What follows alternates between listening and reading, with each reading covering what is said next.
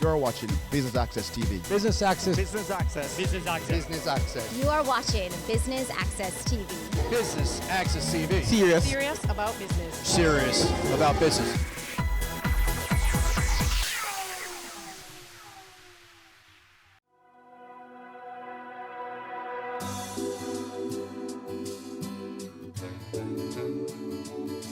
Phosphorate, in partnership with Nexans and Siemens, brings to you Jamaica's largest electrical expo, and Business Access is here today for a two-part coverage. I'm your host, Amita Prasadweb, and thank you for tuning in. Please stay tuned for highlights.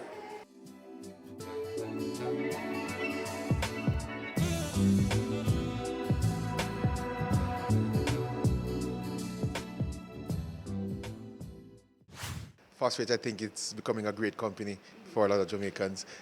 We started just about 25 years ago when we had only two persons. So why an electrical expo now? Why not? An electrical expo now is because Jamaica needs to understand that there are technology out there that can bring a lot of value and savings to the Jamaican construction industry. And so we need to, one, get that knowledge that we have with our partners to the consultants, to the contractors, the engineers, and even the schools, the educational institutions, so they can now start building this kind of a energy saving efficiency in their project. You see, it's important to note that you can buy a light bulb, which is fantastic. You can buy an LED tube, which is fantastic. We all sell those. But that will save you so much and no more. But if you build from your consulting base, from when you're building your project, you're designing your project, you build in the energy saving systems, then you can save so much more. We have decided to have these workshops, and we have decided to invite youngsters. We have a group from UTech, from Caribbean Maritime University, from Hart Training Institution. We have a couple more training institutions, and I think the number I have of them coming here today is maybe 150 of them in total. And they are being taught how these products work. Some of these products they would have heard about by reading books or whatever it is and so on, but now they can see them, they can feel them, and they can touch them. And that's what we are bringing to Jamaica today. Picture this grand ballroom without lights, from the beautiful chandeliers, this stage without the use of this microphone, your factory spaces without pumps and conveyor belts, your homes without refrigerators. Hard to imagine, isn't it? Well, all of what you have just imagined yourself without has been made possible by electricity. And that is what we celebrate today at this, the inaugural Electrical Expo, being presented by Phosphorate Company Limited and their partners Nexans and Siemens. And on that note, we take a short break, but more when we return.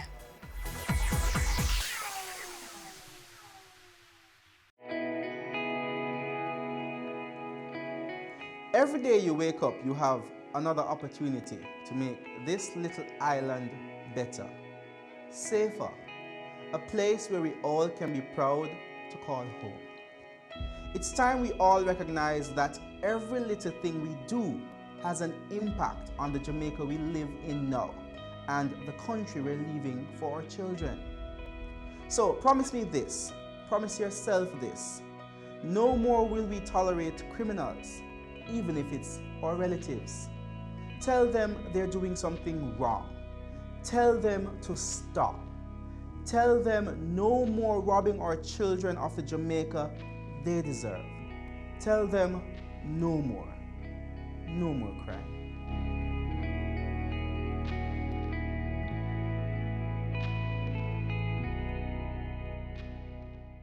Your business matters. Business Access TV offers you the most innovative and effective advertising solution for your business, specializing in B2B sales, cost-effective solutions, the customers you want, the repetition you need. need. No matter the size and nature of your company, your business matters. Call us at 876-618-2870 or email us at sales@batvja.com. Business Access TV, serious about business. Ready for cable for as little as $100? Ready for no monthly cable bill? Ready for 10 TV channels absolutely free? Then pick up our Ready TV box at authorized stores for $4,500. Hook it up to your TV set, then top it up with Ready Credit for 1, 7, or 30 days. Buy now and get $1,000 free Ready Credit and start watching your favorite shows. Pick it up, hook it up, top it up. Ready TV, prepaid cable TV when you're ready. Now serving Kingston and St. Catherine. Limited time offer while stocks last. Conditions apply. Business current affairs you can relate to. Frank, credible discussion. On point with Kalila Reynolds and Dennis Chung. Dissecting the issues, offering solutions to Jamaica's challenges. On Point, Thursdays at 8 p.m. on Business Access TV.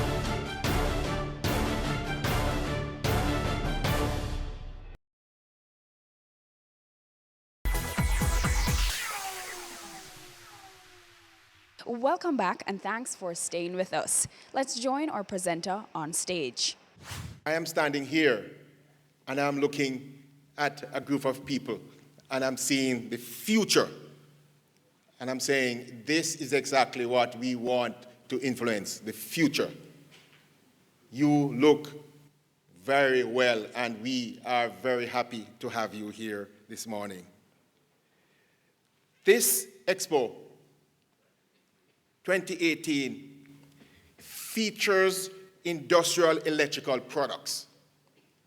As you know, Fosrich is in 3 or 4 segments of the electrical market. And today, this morning, we are featuring the electrical industrial product offerings that we bring to you from Fosrich.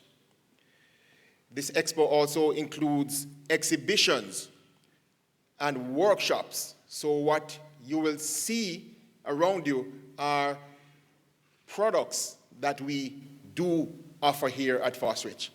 And then we will have workshops throughout the day at various locations, maybe 4 locations. We'll have workshops where you can ask your questions and you can get answers for whatever you are interested in. We have a responsibility, we think, to bring the best innovation in products that meet the need of the market in Jamaica, and that's why we are here. We will also demonstrate how these innovations can positively impact the building, construction, and the energy sectors of our country. For example, today, Siemens will display some of their serious innovation products. A number of drives and contactors, and there is also a very, very interesting launch that will take place by the Siemens team today. The first time this product will be launched in this side of the world will be launched here in our expo. And so the soft starter workshop is one that I think a lot of the engineers and technical persons can't miss. So we are looking forward to that from the Siemens team. We are partnering to bring great results to Jamaica. And so we create strength, we enhance knowledge, and we drive towards results as partners. And so this expo is a way of showing you that this partnership is something that can do what we've said, create strength, exchange knowledge, and drive towards results. We are offering what we call a one-point of contact solution for your projects. If you have your projects, you can bring your projects to Fosrich. We can help you to design your projects. We can Supply the goods for your project, and we will do vendor financing for your projects. If it's too big, then this is why we have our financial partners here. Partnership again. And so we will make the connection so we can help you to achieve your project goals. So please, bring your projects to us. We can do what we say we can do. We are willing to work with you. Fosrich has been one of the leaders in promoting and supplying LED lamps for domestic and commercial applications. We need to have energy-efficient workspaces. And I'll tell you a little about what we are doing at King's House. In King's House, we have started the process to become more energy efficient. Last year, we changed out all incandescent bulbs to LED. This has been done for all our exterior lamps and floodlights, as well as interior ceilings and wall light fixtures. Whenever air-conditioned units have to be changed, they are replaced with inverter units. All of the new kitchen and laundry appliances have Energy Star rating. Our computers and other office equipment go into energy safe mode when they are not in use. Stickers and posters are prominently displayed in offices to remind staff to be energy conscious. Solar panels are installed on the roof of the main building, and the garden lamps are also solar powered. 4 years ago, the Ministry of Science, Technology, Energy and Mining, MSTEM, applied tinted window film to the panes and windows in the main building and the administration block. This has helped to reduce cooling costs in the buildings. These initiatives have resulted in significant savings in our electricity bills. I think, ladies and gentlemen, that householders, persons in the building and construction industry, the electric companies, power producers, civil society in general, and the government have acknowledged and are very aware of the importance of energy efficiency and renewable energy in reducing energy costs. This will bolster the economy and contribute to a healthier environment.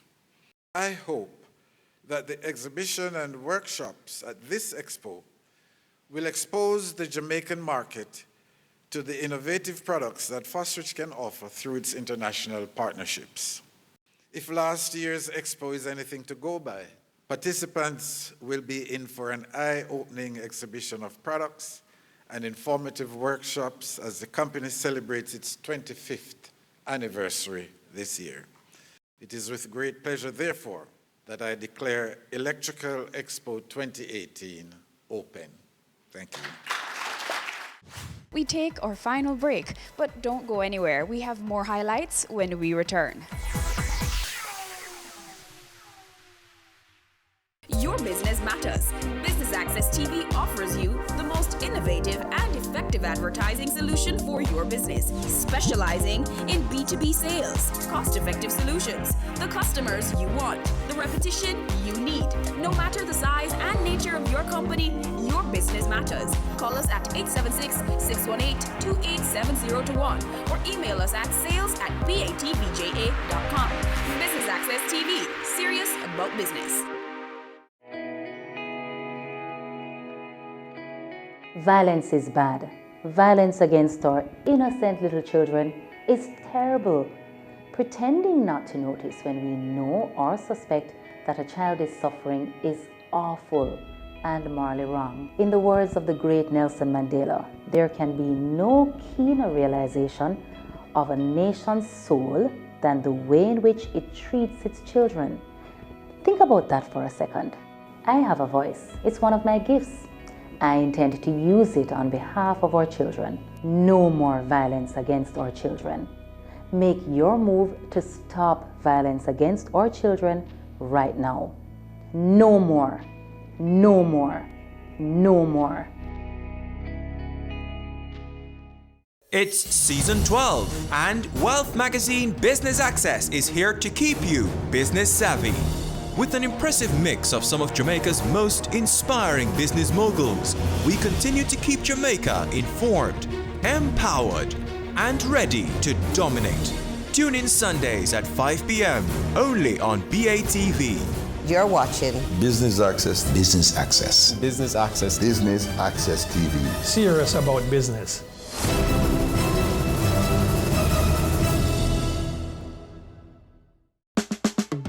Caring Hands Season 3 continues to effect change in a changing environment. Many of us were raised by grandmothers, right? So, I mean, we know the wisdom that these people have. Going beyond business. The little leaders of today are our leaders of tomorrow. And with the proper education, we'll have very good leadership coming from that. That's Season 3 of Caring Hands, creating change and shaping lives, every Sunday at 5:30 p.m. on Business Access TV. Sundays at 4:30 p.m. It's all about Home Sweet Home. Get your half-hour dose of the business of real estate, from laws and concepts to reality, building, buying, or renting. Or what about trends in decor or renovations? Home Sweet Home will keep you up to date.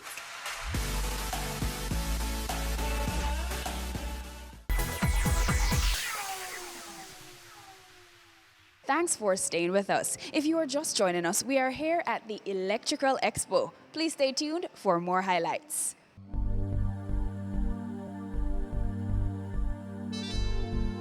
Speak to us about feedback on the ground. What are you hearing from people? Well, what I'm hearing from persons on the ground, it is very, very overwhelming. We're happy about it. A lot of persons are happy that Fosrich has partnered with Siemens, one of the largest and oldest company in regards to electrical controls, motors. They're a long staple for anybody who's been the old school engineers know what Siemens is. And it's a German-based company that we've brought here. And in our partnership, we are able to literally bring the first world, the newest technology here to Jamaica. And through our partnership, we are also able to build out, help persons to build out on any industrial, commercialized project that they would want to need. But these are the part of the projects that you don't see. You see a large building going up, a large hotel going up, a large manufacturing going up. They are the back-end stuff, but it keeps everything going. And through their partnership, a lot of persons are very happy. You have some legacy Siemens stuff that's out there. We are also now able to help persons who've had Siemens long time ago and want to upgrade. Because you know that what's happening in industries, every industry, one of the buzzword is energy efficiency. And in efficiency, it means that your old equipment needs to now become new and efficient. And Siemens has a retrofit for their older legacy products. And so we're able now to help persons who had these projects working for years and are able to now get themselves current through those savings. The partnership with Nexans, the second largest cable manufacturer in the world, is mean that what we're bringing is high quality cable to Jamaica at Jamaican prices. And we're able to have not just the fact that we can provide it, but we have such large stocks that we can provide any size project that you want to do. As I said, the cabling is the thing that you never see. It's buried underground or it's overhead. Forget about it. But it is really what moves us. All our power that comes from a utility comes through cabling, just to show you how important it is. And we do from residential cables up to what we're talking about today, the higher cables, the SVA cables, XLP cables. Now those may sound like French words for your acronyms, but those cables are very important. Cables that can operate in salt type conditions. So if you're doing, say you're doing a hotel or a guest house, 4 or 5 hotels on the north coast, and you're doing work on towards the sea and you have your building set up there, you have special cables that can operate in that kind of climate. Jamaica is is a large country, but it's a very small island. And in such, as you go out a couple of miles, you're already at the coast. So you are affected by salt content in your air. So the zero halogen cable is one of the things that we're talking a lot about. One of the issues that in a lot of times that there are fires, most times before the persons get burnt to death, let's talk about it from that side. They get they are affected by the fumes. The fumes first is what kills. And those fumes are really, a lot of times, from the cabling, the electrical cables that are in the homes, the old type cables, they bring off a fume that fume can hurt you. The zero halogen cable are cables now that has that all reduced, and that cable is also able to take a longer time for you to get affected by those fumes. So you have a little bit of a chance that you can probably get to run out of the building before the fumes have totally affected you. And so, as I said, Nexans is a French company. So Fosrich went to Europe. We went to Europe, and we got two of the biggest powerhouses in Europe to partner with. We've also partnered with GE through Current, and Philips. We're doing a lot of LED lighting. So all of the current LED lighting that you're seeing, you see how utilities are changing out the street lights. After we did Sabina Park and lit Sabina Park, Fosrich as a company said, hey, guess what? If we can bring this value to Jamaica, even just a simple sporting event, we are saying that let's bring it everywhere. Let's bring it to your homes. Let's bring it to your offices, your factories.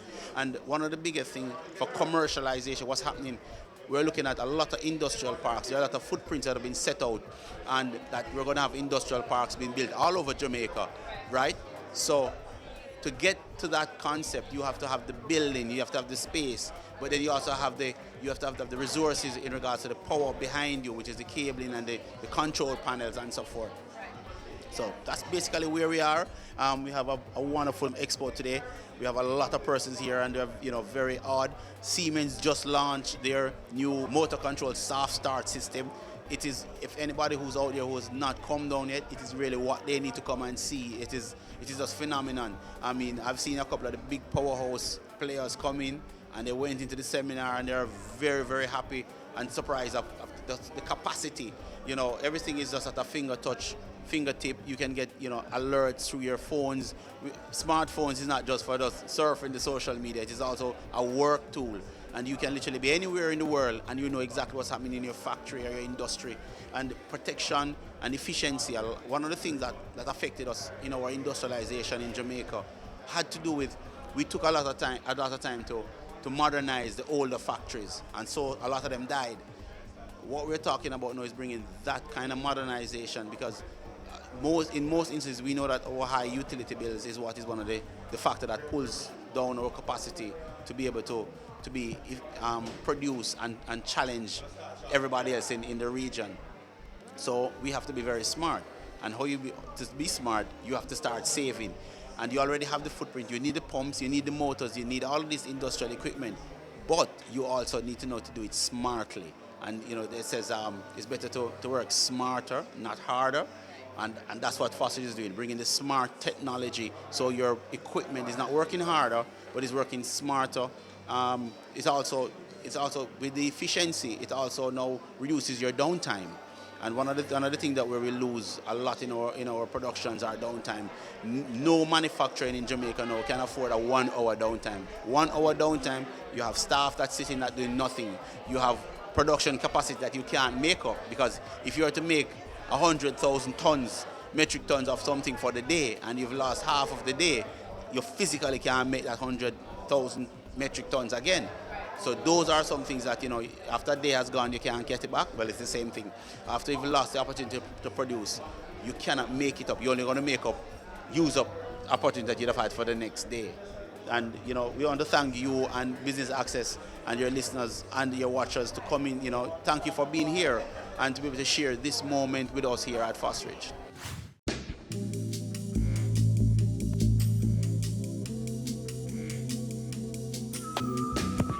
What most persons know in Jamaica are breakers and panels. And if you're in the industry, we have some samples of some of the Siemens products that we stock.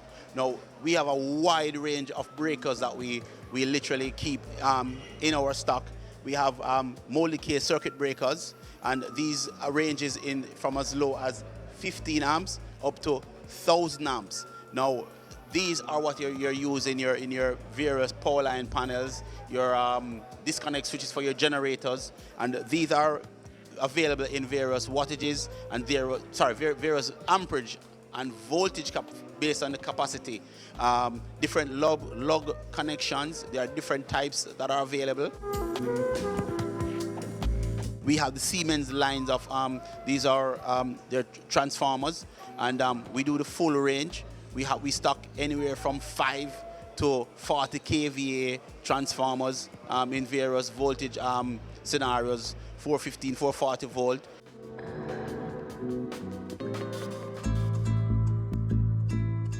These push button controls are the new design, new type that are available. They are available for all industry application, and we're talking about push button switches that can operate in oiled type environment, harsh industry. These here can operate underwater, so your wet, damp locations. You can have your start, stops, various switches. We have different key type scenarios where you can set up to give different application or different authorization to persons who are able to turn these off. Push button switches in all various push starts. This is one of the things that is big for Siemens, and for industries. You want hard, robust switches. The worst thing is to have your product, your plant go down because a switch to start the product is now down because it can't manage the rugged environment. The versatility for Siemens is that we have switches and push buttons and control switches for any application that you have available.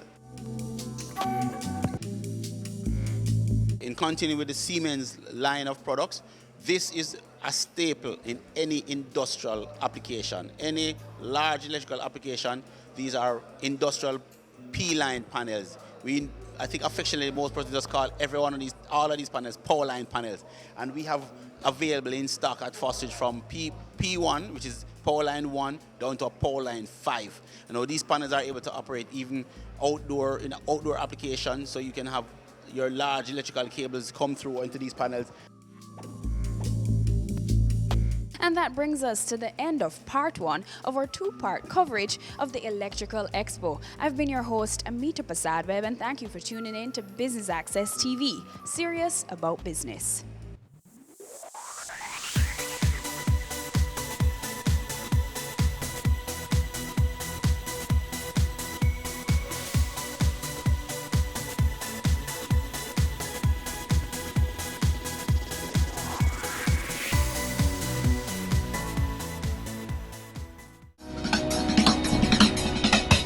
Cameo brings the creative industries to life. Highlighting creatives in different fields each week. Art. My life turns art, I breathe, I eat art. Fashion. Food. Without a customer, we're nothing but 4 walls. Music. Film. Cameo, only on Business Access TV.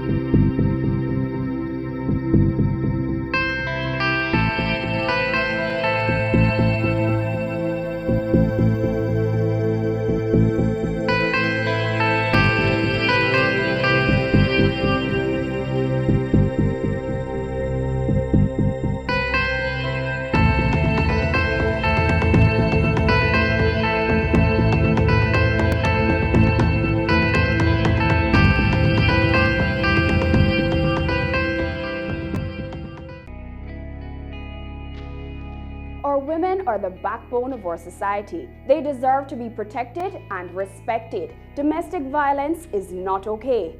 Speak up and speak out. No more violence against women.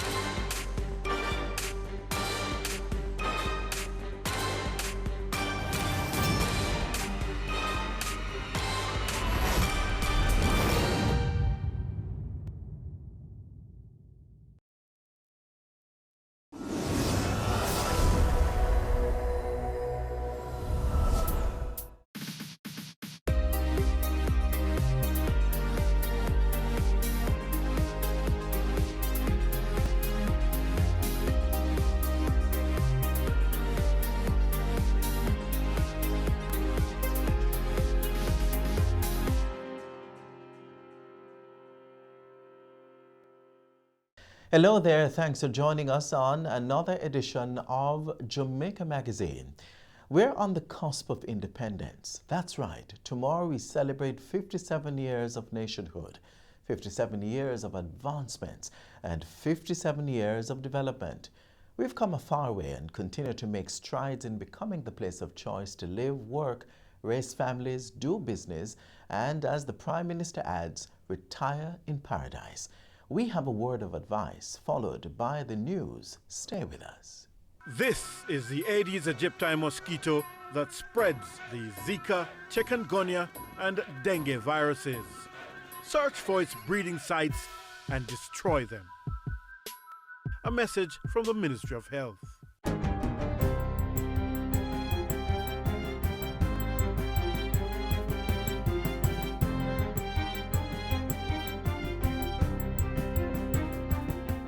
Good day, I'm Stephen McHugh, and this is your JIS News for Monday, August 5.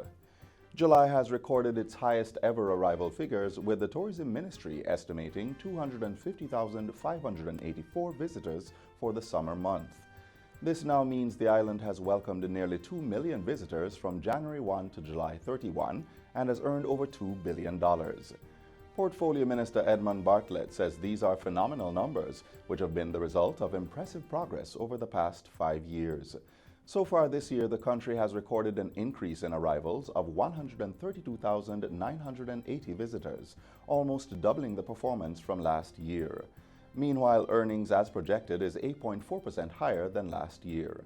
Minister Bartlett says this performance places Jamaica in a good place with the industry globally and outpaces the ministry's projections.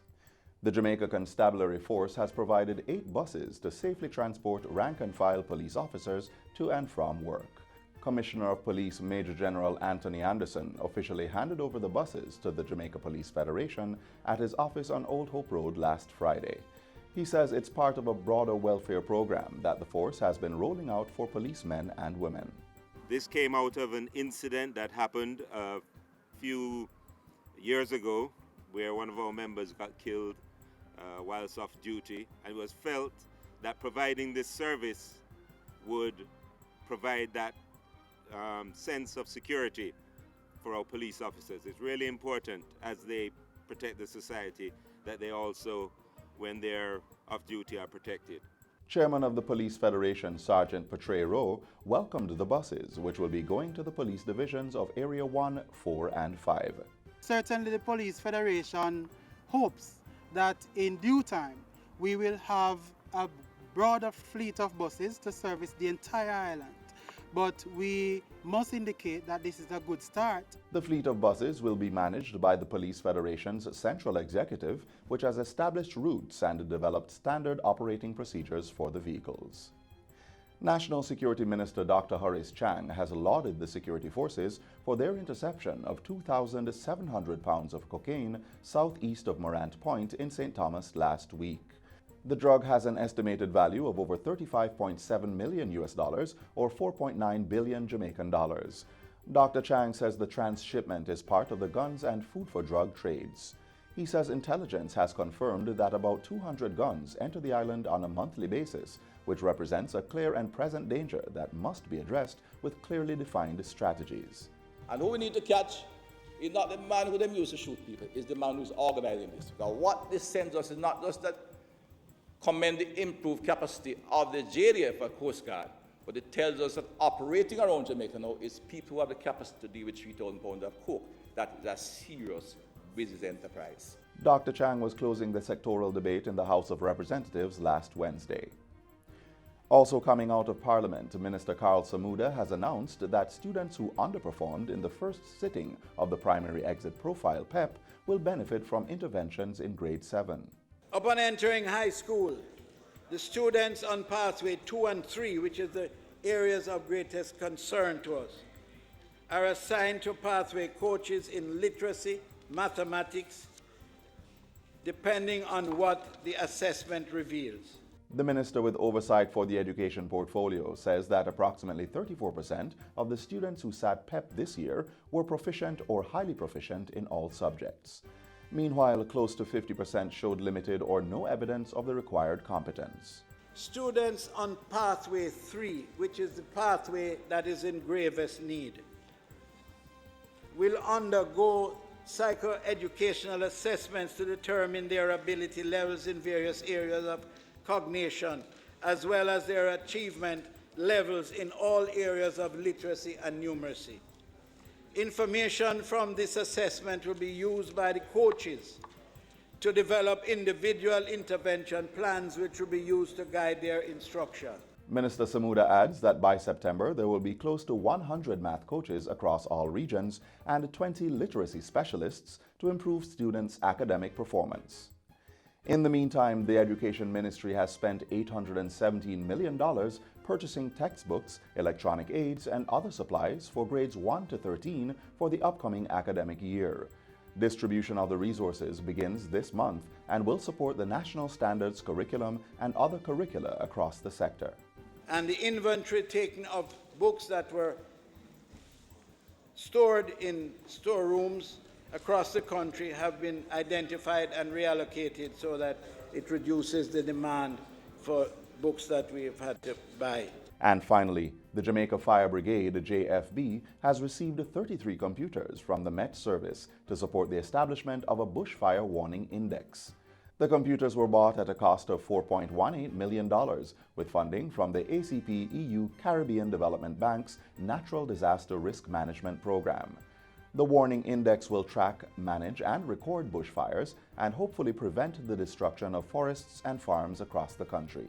The computers will have special software that will allow for the effective database management, and will also be supported with the Global Positioning System GPS units that will assist with proper identification of these bushfire locations. Minister Darrell Vaz says this is a strategic and critical move given the extremely dry and hot conditions being experienced island-wide.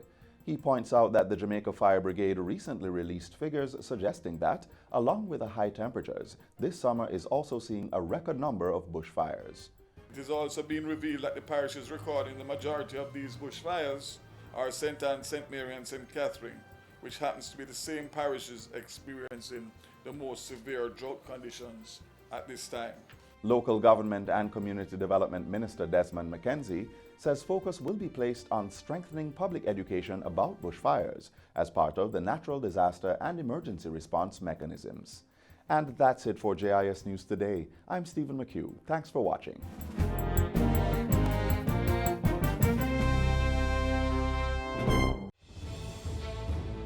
Water is precious. So we encourage everyone to practice the 4 R's of water conservation. Always remember to reduce your use of water wherever possible. Replace water wasting devices with water savings devices. Reuse water wherever possible. And wherever leaks are found, please repair them and repair them quickly.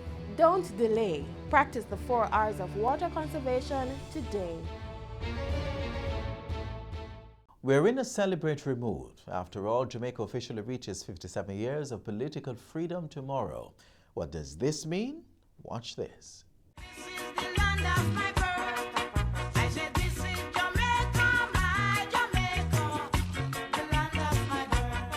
Independence memory for me was when I was about 10, 11 years old, and I went to Grand Gala. And when I used to watch the parade going around and then go to the stadium and watch all the floats and stuff, that's what I can remember from when I was a little child. We just used to go a street and dance and never pay no money. The music free. And you just dance and enjoy yourself till you go home. Last year, Independent, I go to stadium and I enjoy myself. Me and my granddaughter, and I enjoy myself a lot. We're coming from a long way. We have struggled as black people, and it reminds us that we should remember those people who fought for us. In the 90s, when I was a child, we used to see the Jankono guys in the main street, in the main town, and we used to watch them. I went to Grand Gala, and it was better than the rest of my Independence Days I spent because it was fun to see, the whole festivities and thing, and it was Damian Marley who performed, so that was really good. and I spent it with my family there, and it was like a good time.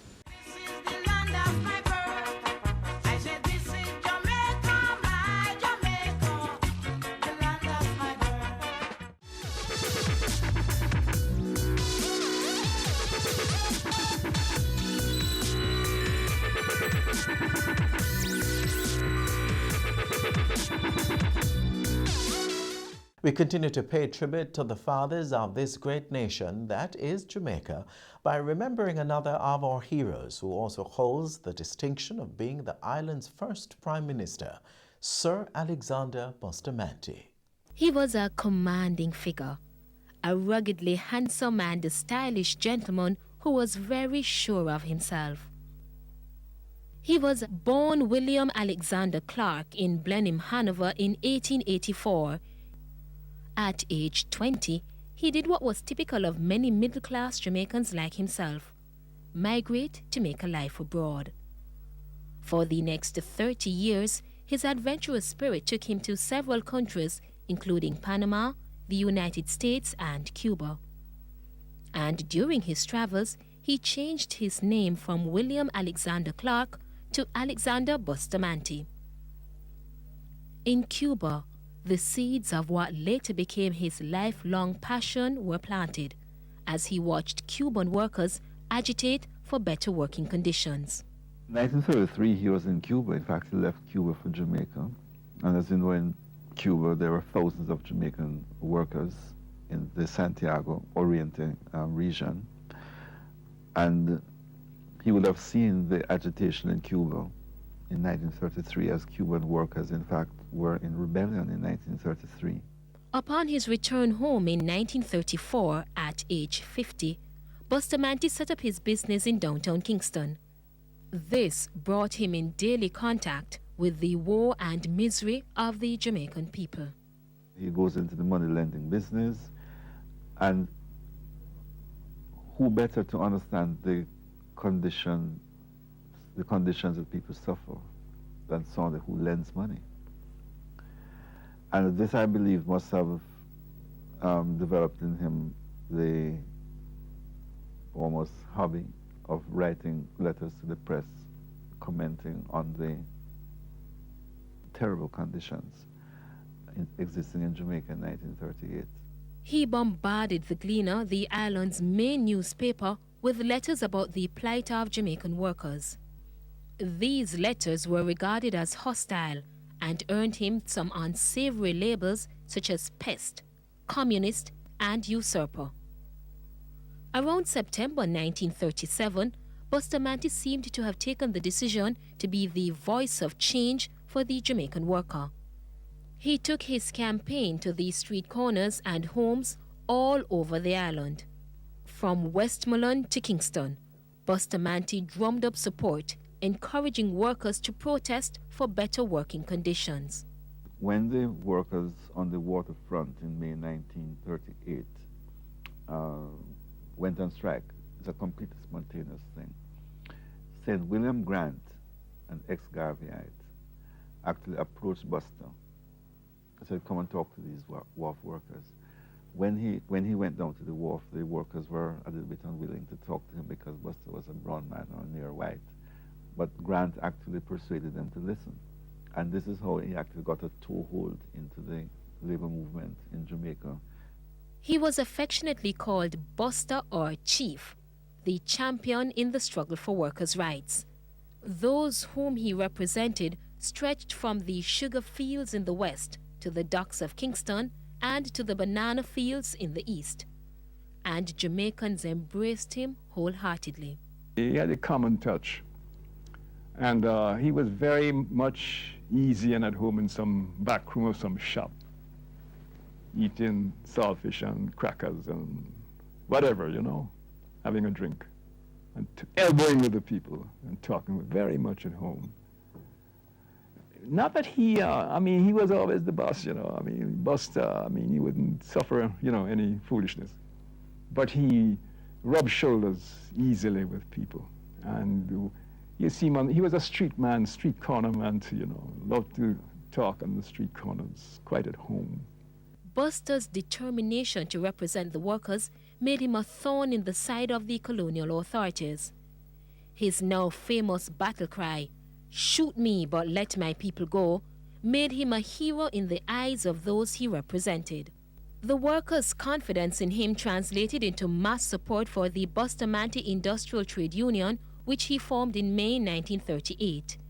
In no time, it was a tremendous success. It was a blanket union which would have incorporated people of all occupations, laborers, artisans, wherever. And they kept the fees fairly low for membership, and I think that helped. And it certainly became up to 1948 or so, it was the largest trade union in Jamaica. The support also spilled over into the Jamaica Labour Party, which Buster formed in 1943 to compete in the 1944 election, the year of universal adult suffrage. The fact that he swept the elections, I think, is part of an indication of the strength of the BITU and how well he himself was personally known throughout the island. Buster's success in the election carried over to the next election, and he won a second term in office in 1949.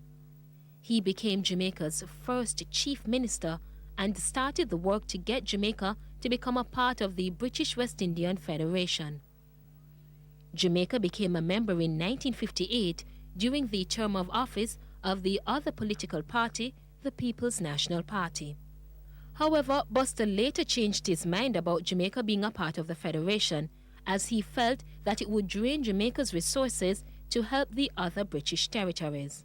I think in principle a little bit reluctant to believe that the Federation had the resources to be viable, because there are times you refer to the Federation of Paupers. We're all poor people. And I think he also projected the image of a federation in which Jamaica's resources would be drained to assist islands which are even poorer than us. So everybody will become poor. This was his kind of thing. But I don't think that the intention was ever to create antagonism between Jamaica and the rest of the Caribbean. Buster again took up the role of the defender of the Jamaican people, who backed him when they voted by a referendum to withdraw Jamaica from the Federation and start Jamaica's move towards independence. His political first came again when the JLP won the 1962 election. At age 78, Bustamante was named the first Prime Minister of an independent Jamaica. 2 years later, due to illness, he left the political scene and in 1967 retired from public life. Bustamante's detractors have almost suggested that he was very limited intellectually. But there's really not any evidence of that, you know. There is really no evidence to suggest that he was intellectually incompetent. What is true is that Norman Manley was acknowledged to be such a brilliant law practitioner in the law that he seemed light years ahead of Buster, but he's ahead of everybody else too. No, I don't think he was as limited as some people make out, and I think he was able to grasp important issues and to deal with them head on. The nation's highest honor, National Hero, was conferred upon Alexander Bustamante in 1967.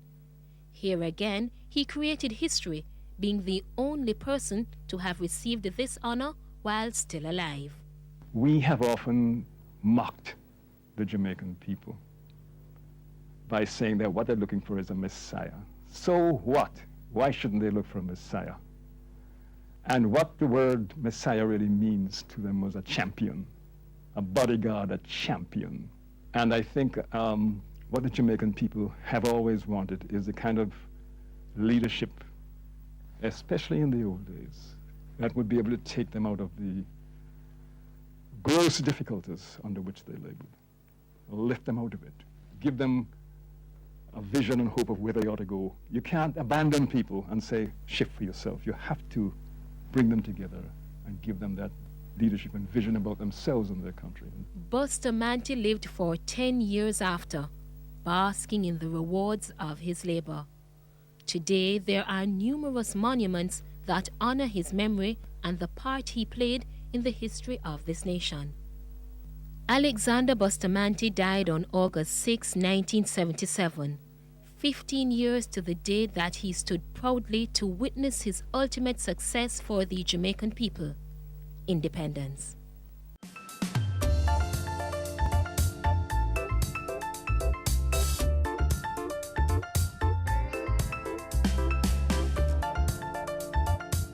Watch as we pay tribute to another nation builder. He's a national hero, served as Jamaica's premier, and founded a political party that is still active today. Find out more about Norman Washington Manley next.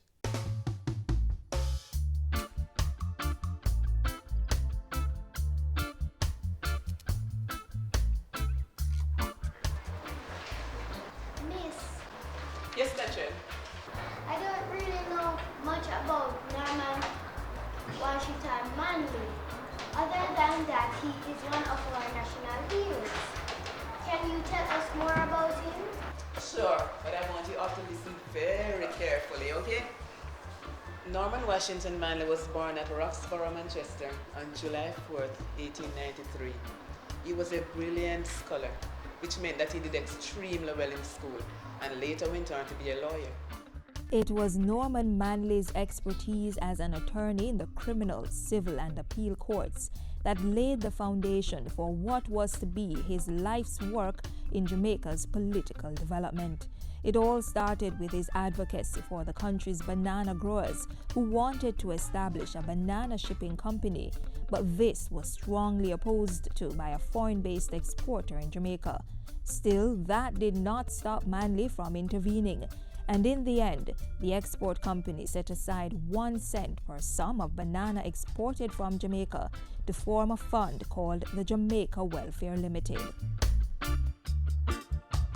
And what do you think these facts say about the character of Mr. Manley?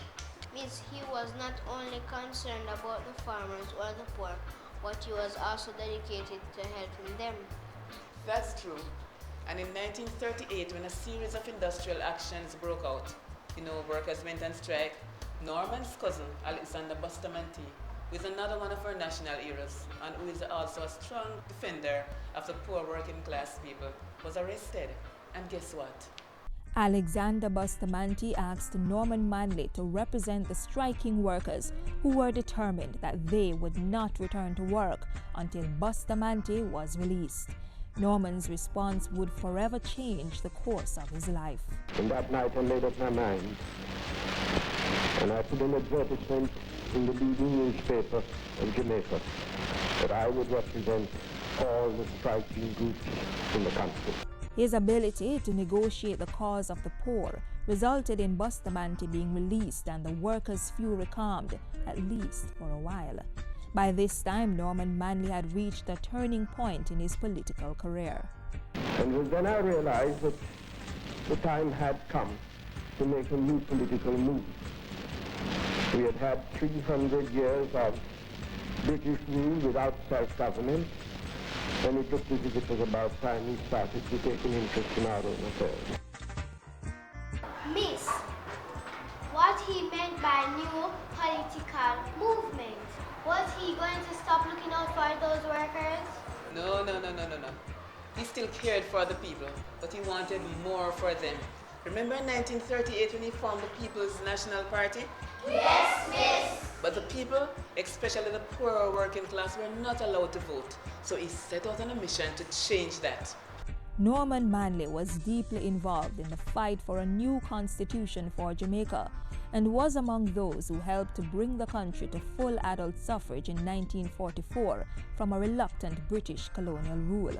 Manley strove for self-government in a climate that was largely hostile to the idea, and after Jamaica withdrew from the Federation of the West Indies, he set up a joint committee to decide on a constitution for separate independence for Jamaica. With great distinction, Manley led the team that negotiated Jamaica's independence from Britain. Throughout his political career, Norman Manley was elected Chief Minister after the 1955 election and later as Premier in 1958. Are you enjoying the story so far, guys? Yes, Miss. Miss, what can you tell us about his personal life? He was married with children, one of whom is Michael Manley, and he later became the Prime Minister of Jamaica. Although Norman Manley led a busy life, that did not prevent him from finding the love of his life. And sometime between taking up his Rhodes Scholarship to the Oxford University in England and enlisting in the British Army during the First World War, he met and fell in love with Edna Swithenbank.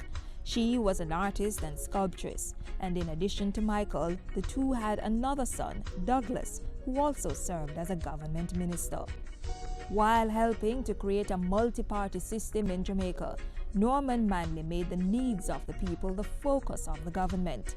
After giving exemplary service to his country, Norman Washington Manley retired from politics in July of 1969. He died in September of that same year at the age of 76, and thereafter was declared a national hero. Well, students, that's all the time we have today to talk about our national hero, Norman Manley. Sadly, we have come to the end of our class, but I have some pictures I would love to share with you.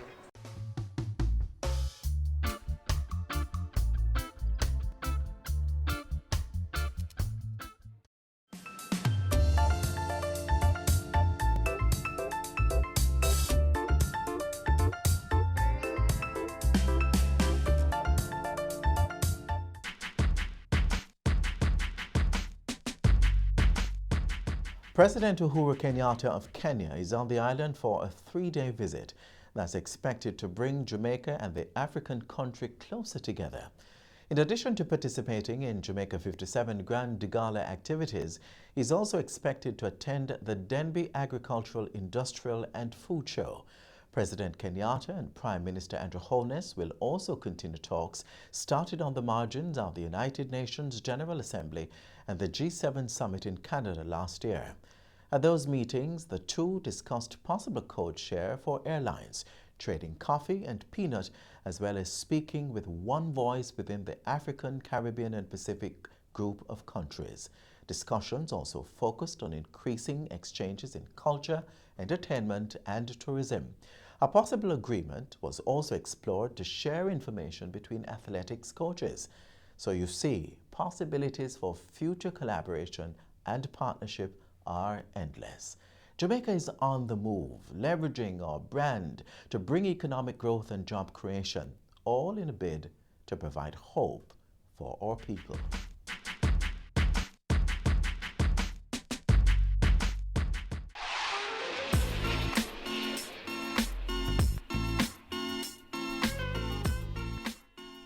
And that's our show. Be sure to join us again tomorrow right here on this station for the independence messages of our Governor General, Prime Minister and the Leader of the Opposition. You may find other interesting items on jis.gov.jm or on our social media pages. There's also our mobile app that's Android and iOS compatible. On behalf of the entire team at the JIS, I'm Adrian Atkinson. Thanks for watching. This has been a production of the Jamaica Information Service, the voice of Jamaica. Ready for cable for as little as $100? Ready for no monthly cable bill? Ready for 10 TV channels absolutely free? Then pick up our Ready TV box at authorized stores for $4,500. Hook it up to your TV set, then top it up with Ready Credit for 1, 7 or 30 days. Buy now and get $1,000 free Ready Credit and start watching your favorite shows. Pick it up, hook it up, top it up. Ready TV. Prepaid cable TV when you're ready. Now serving Kingston and St. Catherine. Limited time offer while stocks last. Conditions apply. Hi, I'm Richard Panduit, CEO for the Separate Group of Companies. You're watching Business Access TV. We're serious about business.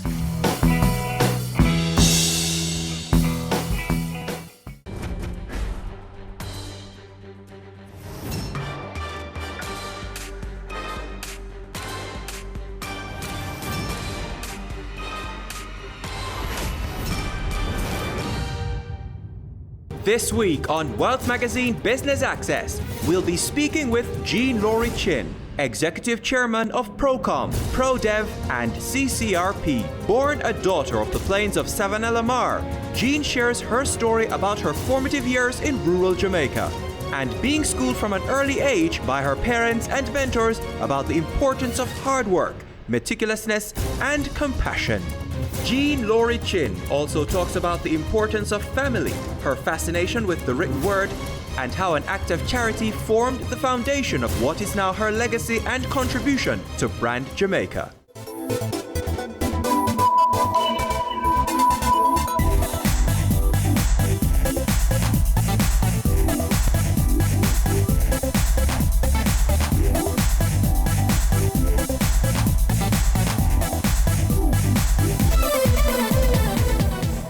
My name is Jean Laurie Chin. I'm the Executive Chairman of Procom, ProDev, and CCRP.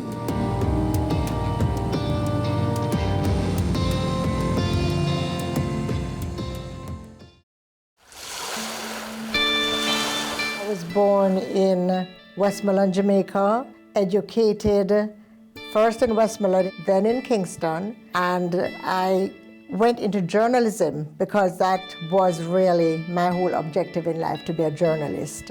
Went into journalism and then was persuaded to go into public relations. So as a result of that, I still combine my journalism experience. So I'm a columnist with an advertising and public relations company, which is Procom. And then having watched my parents' example of, building and creating new things, I started a new company, ProDev, and feeling very grateful after 30 years of business at Procom to my mentors, especially my parents and other seniors. I started a seniors organization called the Caribbean Community of Retired Persons, CCRP for short. So I am actually concurrently running those 3 organizations with a fantastic team. I was born in a little district called Hartford in Westmoreland. The circumstances of my birth is really funny. And my mother used to say, this is why Jean loves to dance. Because what happened was that in this little district, it was near Christmas, December the 5th, and so that was when the Junkanoo was moving around the district. And she said that night, it was late at night, the Junkanoo came in the yard and they were there drumming and dancing. And she said all of a sudden, she felt me moving as if I was dancing. And before she knew it, she was in labor. It was as if I couldn't wait to get out to be in this big excitement that was taking place. And so this is why I wrote this poem in my book, Soul Dance, called Junkanoo Baby. And I ended by saying, so you take a big chance if you ask me for a dance, because this quiet-looking lady is a born Westmoreland Junkanoo baby.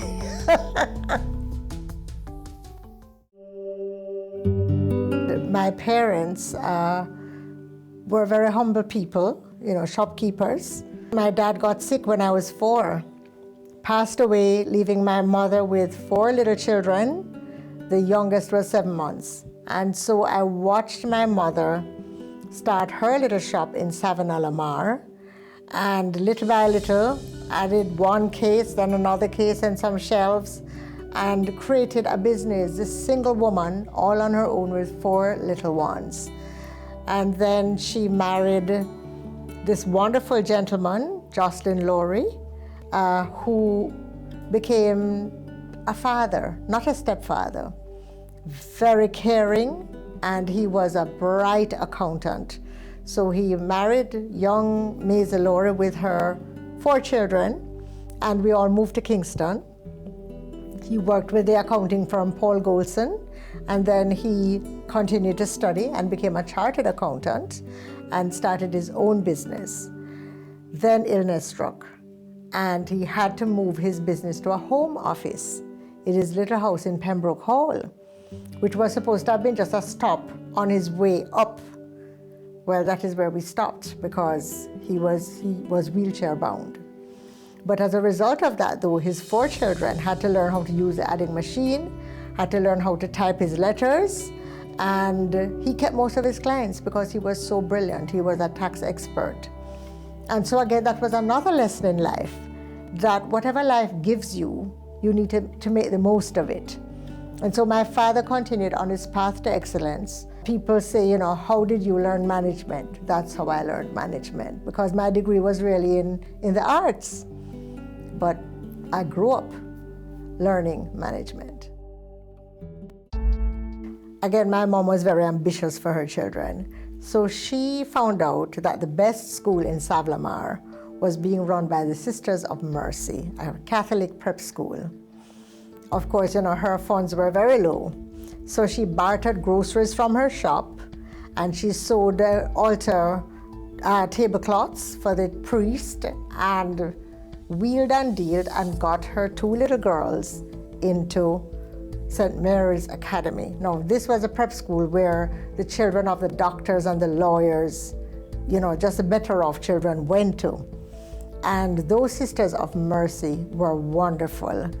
And so I have had the Sisters of Mercy in my life from I was about 6 years old until I was 17.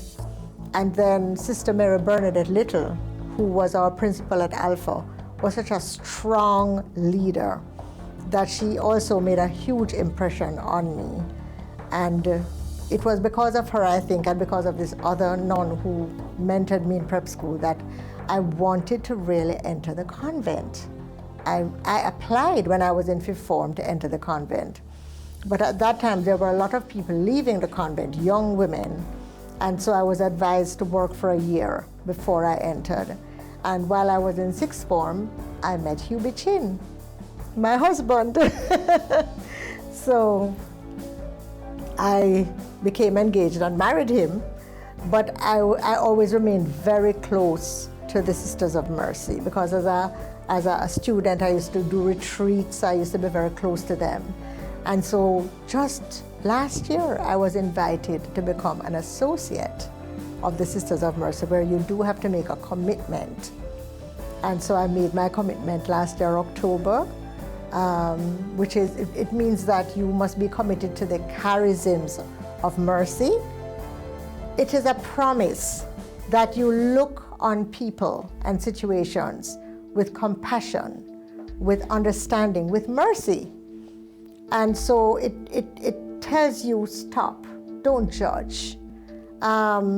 Think about the place that that person is coming from before you judge them, and have good thoughts about people. And instead of criticizing, maybe you could find a way of helping, of mentoring. I think you have just so much energy and so much time.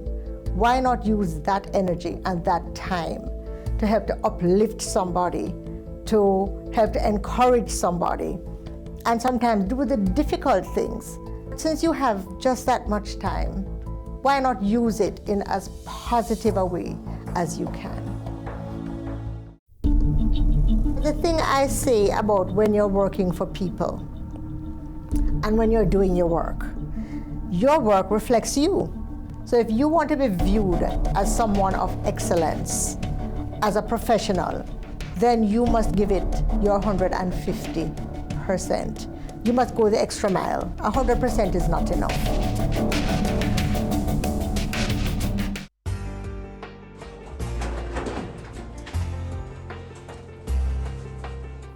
What kind of ESN paper this? I'm a birth certificate. You what? Birth certificate. Hold on.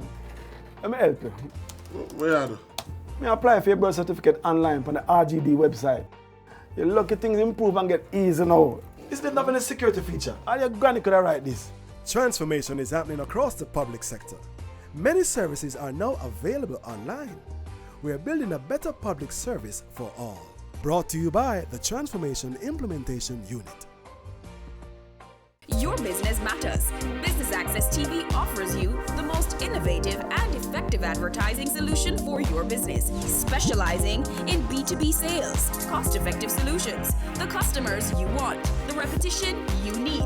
No matter the size and nature of your company, your business matters. Call us at 876-618-2870 or email us at sales@batvja.com. Business Access TV, serious about business.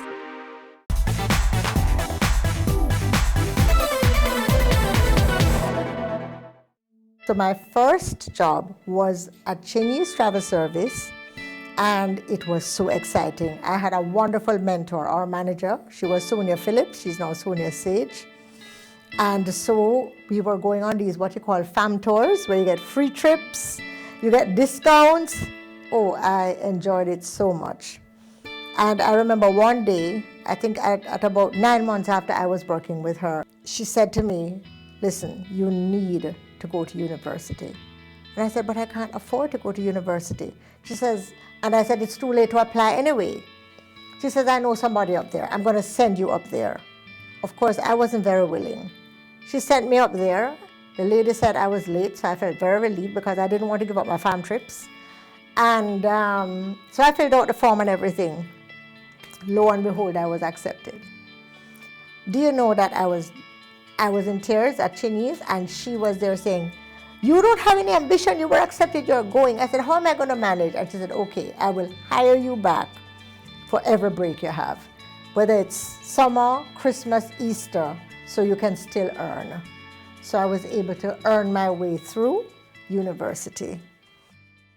It was a new day, precious day, when my Chinaman jumped to the rhythm of Jah with a 1-foot shuffle and an eye to the sky and them locks semi-that, just a shade and a fly. I was always in love with the written word. I started writing poetry from I was very young. But to have professors like Professor Edward Bohr, Professor Maureen Warner Lewis, and Mervyn Morris, it was just so inspiring, and I decided I wanted to be a journalist. So just the year I graduated, which was 73, that was the year that Carl Hendrickson's Continental Company started a newspaper called the Daily News. And I decided I wanted to join this fresh new paper. They didn't advertise, they didn't have any vacancies, so I just arrived and said I needed to see the editor. So they said, but the editor is busy. So I said, I just need 1 minute of his time. I just need a job, I have this passion. And they said, well, we're sorry, he doesn't have any time and we don't have any vacancy. So I said, I'll wait because I just need 1 minute. So I sat there and the secretary kept passing me until she just got totally fed up. And she said, okay. This was about 2 hours after, come, Mr. Prout, his name was J.C. Prout, we'll see you. He says, young lady, 1 minute. And I talk so fast. Mr. Prout, I want to be a writer. I promise you I'll work hard. How many hours a day, whatever. He looked at me. He sent upstairs for his features editor, a brilliant man called George Graham. George asked me 2 more questions, and then they said, okay, come to work tomorrow. I said, tomorrow? But I have nothing to wear. Well, don't ask if they didn't laugh. They said, here it is, we give you a job, and your problem now is that you don't have anything to wear. They said, in this world, you can wear your jeans, you can wear anything, just come to work tomorrow morning. So that was the beginning of my love affair with the written word. It was an act of kindness that started Procom. Let me tell you what happened. Dunlop used to take the children of National Children's Home every year for a treat by the pool. And this was 1978. And the children had a sweet drink and some pastry. And I said, could they get a hamburger? And they said, well, our budget, understandably, is kind of tight because they had rented a bus and everything. I said, I went upstairs and I said, could I please speak to the marketing manager, who turned out to be Carol Guntley. I said, Carol, I would like these children to get hamburgers. I promise you I'll work on free publicity for the Pegasus in return. She said, okay. So all the little children got hamburgers. They were so excited. I mean, there was a photograph of a little boy like this saying his prayers over his hamburger, which they turned into a greeting card. And so we had all of these pictures taken, and I sent them to the Daily News where I used to work. And I went to the editor, I said, please, please, please, I beg you. They gave me a full paid spread of these children having a wonderful time at the Jamaica Pegasus. So I got a call from the Pegasus to say, could you freelance for us? It was just going to be me and an assistant. I said I wanted a peaceful life, but for some reason, more people needed our services. The thing I say about when you're working for people and when you're doing your work reflects you. So if you want to be viewed as someone of excellence, as a professional, then you must give it your 150%. You must go the extra mile. 100% is not enough. In 1988, when our second child came along, my husband, Hubie Chin, and I discussed how we would balance business and family to ensure that neither of them would suffer. And he made the very selfless decision to leave his high-paying position as production manager with a major company to join the business. And we were very fortunate that he did, because at that same time there was this development in information technology. And if we did not have his engineer's mind to help us navigate this new development, I don't think we would be where we are today. He sent himself to seminars, trained in information technology, and became the go-to person in setting up our systems and keeping us abreast of all the developments in the area of information technology. So hats off to you, Hubie.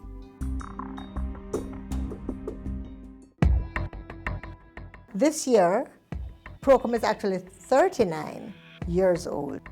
Just about 3 years ago, we decided to do a development at Kingsway.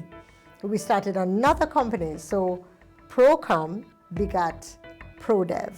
Now, CCRP is a non-profit and a charitable organization. I started that company after the 30th anniversary of Procom. I looked back and I said, what should I do to give back after this 30 years of success? We were successful. And I thought back to my mother, primarily, who had continued to serve on our board until she was 85, and said, you know, let me have an organization that can show the true respect that we should have for seniors, to empower them. And so we started the Caribbean Community of Retired Persons. And that was 7 years ago, so we're into our 7th year now. We ran it out of Procom. We continue to run it out of Procom. It's costly, but I think we're getting to the point now where we're becoming more sustainable, because now we have over 1,000 members, and also because of the initiative of one of our board directors, Mike Fraser. 3 years ago, we got the Sagicor major medical health insurance for seniors. And remember, once you get to 60, you get kicked off health insurance now. So this became a great drawing card for CCRP, because here it is, people over 50 could get major medical health insurance for, I think it's now about, because the premium went up a little, 22,000 Jamaican dollars per annum, covering you for up to $5 million. So, and there's no age limit. We have people in their 80s who applied for this health insurance and got it. I would like to use this opportunity to call on board directors, to call on managers to step up, to be courageous enough to take on governance as a serious mandate in your organization. They say it takes a village to raise a child, but the world will one day need the leadership of that child. The time you spend with your child matters. It stimulates their minds and shapes the way they act. Talk with your children. Help them to better understand the world around them and to value what is truly precious. Above all, the most valuable gift you can give them is love. Play, talk, teach, love. Take the time. It makes all the difference. A message from the Parenting Helpline and Ad Council Jamaica. We are back with another exciting, innovative, and inspiring season.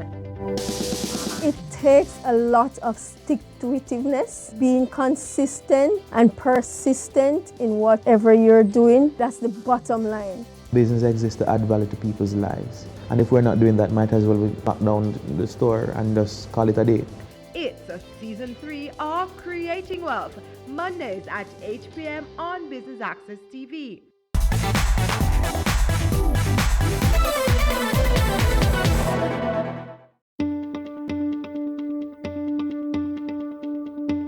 Call it the conspiracy of mediocrity. That challenge links to working with organizations sometimes, or persons sometimes, who really do not want somebody of excellence around them. I would like to use this opportunity to call on board directors, to call on managers to step up, to be courageous enough to take on governance as a serious mandate in your organization. Because what it will do, is that it's going to just open more doors for you. You are going to move up, and again, don't be afraid of people coming up, because that's what happens to, there is a brilliant person down there, but the manager is not so brilliant. And so that manager may see that person as a threat, and that person therefore is held back. So I think we really need to be a little more honest with each other, more respectful of each other, and not frustrate people. This brain drain thing, it happened in the 70s. I don't think we've really recovered from it. I think now we're hearing more about governance, and I'm really praying that we'll turn a corner. I'm also chairman of the Digicel Foundation, which is involved in, special needs, community entrepreneurship for community development, and education. So there are the seniors who, they are the most appreciative people that you could ever meet. Then there are the people from the Digicel Foundation. Before that, I was chairman of Stella Maris Foundation, and I led the fundraising for the headquarters at Grand Spend. That's what keeps me going. What keeps me going are these ambitious, courageous Jamaicans who, some of them have nothing, and even out of their nothing, they're helping others. Even out of their nothing, they're building. And I remember one lady who was our household worker, and then she decided to go to the country and became a dressmaker. And she told me that every Sunday she would cook the Sunday lunch, and before she and her children sat down, she would share out 2 plates of lunch for these elderly people in her community and walk and give them their lunch or feed them if they needed to be fed before going back home. Now, this is a poor woman. That is what keeps me going, that there is so much courage in this country, there's so much faith, there's so much kindness in this country. And I think if we can just tap into that, into the better part of Jamaica, we can make a change. And it needs more of us to believe in our people, to make the sacrifices, to create even the few little jobs that we have created in our company, and to reach out. We have scholars that we send to school. We have 7 scholars in Grand Spend that we support throughout their schooling. And every year on Mandela Day, we have a special thing for them, and every Christmas, we have a special event for them. We're a small company, but guess what? Everybody can do something. And I think that is what keeps us going. The fact that because we have done well, we can do good.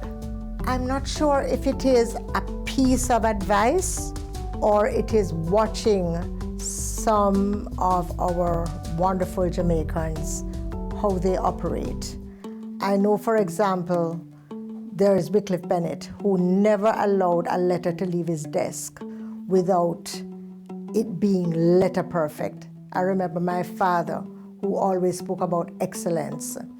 I remember my mother, who made something out of nothing. And then more recently, some of our own clients. Carl Hendrickson, Butch Hendrickson. Carl Hendrickson, he supported his children and helped them to discover their talents. And now each of the four of them, each of them is in a thriving business. And so when we started ProDev, I actually told Butch, I said, Butch, I'm trying in my humble way to follow the Carl Hendrickson model, which is to try and discover the best in your children. So that was an aha moment for me when I asked him how did he manage to get his children to be so. He says, Jean, you look at your children, you see where their strengths are, and you try to help them to develop those strengths. That helped me a lot. Another thing that helped me a lot was to see Dennis O'Brien, the chairman of Digicel, just come into Jamaica. And even when people were telling him that Jamaica was not the best place, some Jamaicans were telling him, and he decided to come here. And I said, but if this gentleman from Ireland can come to Jamaica and develop his business here and celebrate the caliber of Jamaican people and then go and build this huge regional headquarters downtown, then why are we napping? And then of course there's Butch Hendrickson, Butch is kindness personified. As he works, so he gives. As he produces, so he gives. He's passionate about education. He puts his money where his mouth is. So I would say it's not really verbal advice, but it's just watching how people give back, watching how people have the courage to make that step. And you say, well, if they can do it, then we must try to do it too. But when I hear people saying, oh, I can't have children, I said, no, you can.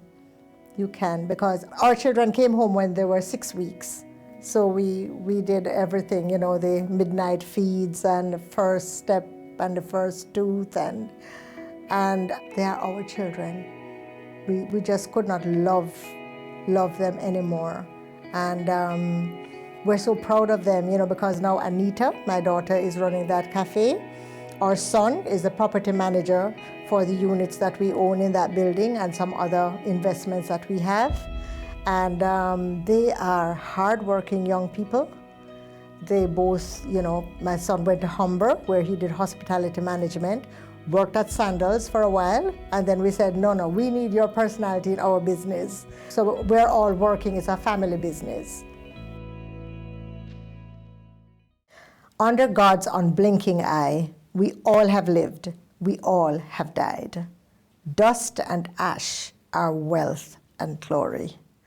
Our deeds are our enduring story. Life's trials are a test of love. Will you be vulture or will you be dove? Work is prayer. Do it well to cool the heat in someone's hell. Gently take your neighbor's hand, then step lightly in this land. That is what wealth means to me.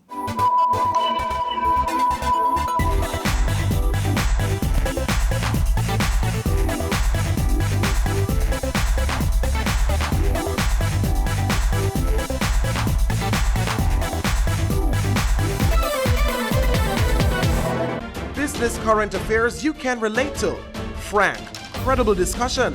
On point with Kalila Reynolds and Dennis Chung, dissecting the issues, offering solutions to Jamaica's challenges. On Point, Thursdays at 8 p.m. on Business Access TV.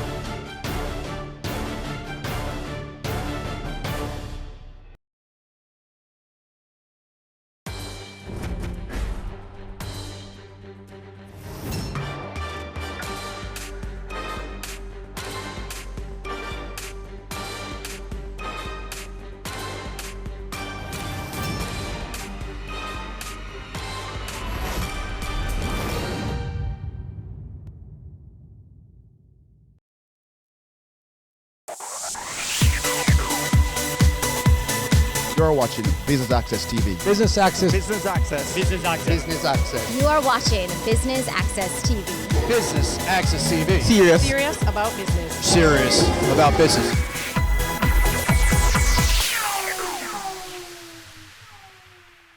Welcome to another PSOJ President's Breakfast Forum, the third in the series for 2018.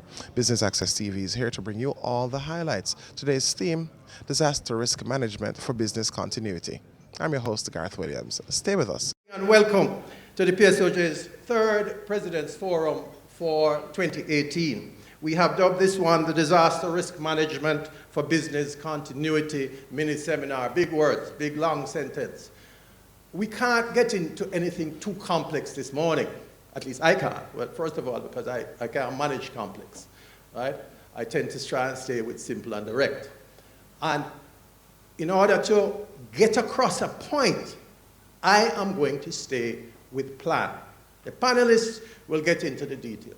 If you do not plan for recovery, if you don't plan for disaster, especially when you don't have large resources, and even when you do, you are going to take a hit. You're going to take a serious hit. And this is something that we must know as individuals, as members of the business community, as governments.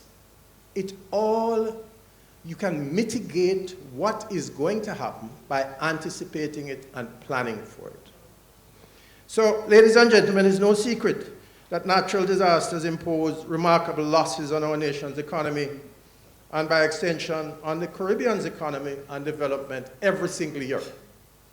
Last year's estimated total cost for the region was $215 billion US. And I'm sure the panelists will tell you all those gross and terrible details. That recovery process will go past my lifetime. So we must confess also that notwithstanding the decision from one of the most powerful people in the world that there is no such thing as climate change, the trend in natural disasters shows no decrease. And so there's an urgent need for the states and all partner organizations to make disaster preparedness and risk reduction, especially at the business level, a priority. If we're being honest with ourselves, we will admit that the campaigns leading up to the hurricane season are never really as comprehensive enough as they should be. We have silos of information, silos of planning, silos of behavior. We need to open those walls and share. And this is the other purpose of this seminar from the PSOJ's point of view. We need to establish the linkages to understand what it is we each other are doing so that we don't duplicate, and that when something happens, we know where we can get what. Okay?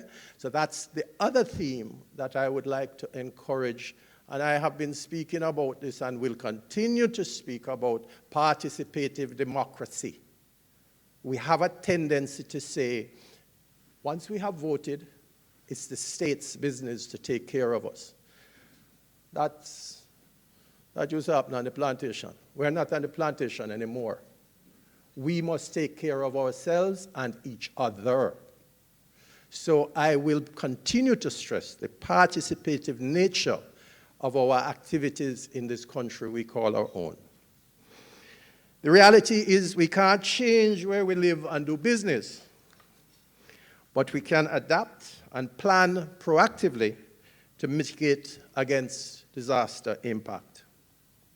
The IMF, in its recently published book entitled Unleashing Growth and Strengthening Resilience in the Caribbean, dedicated many pages to talking about fiscal challenges in the Caribbean, coping with natural disasters.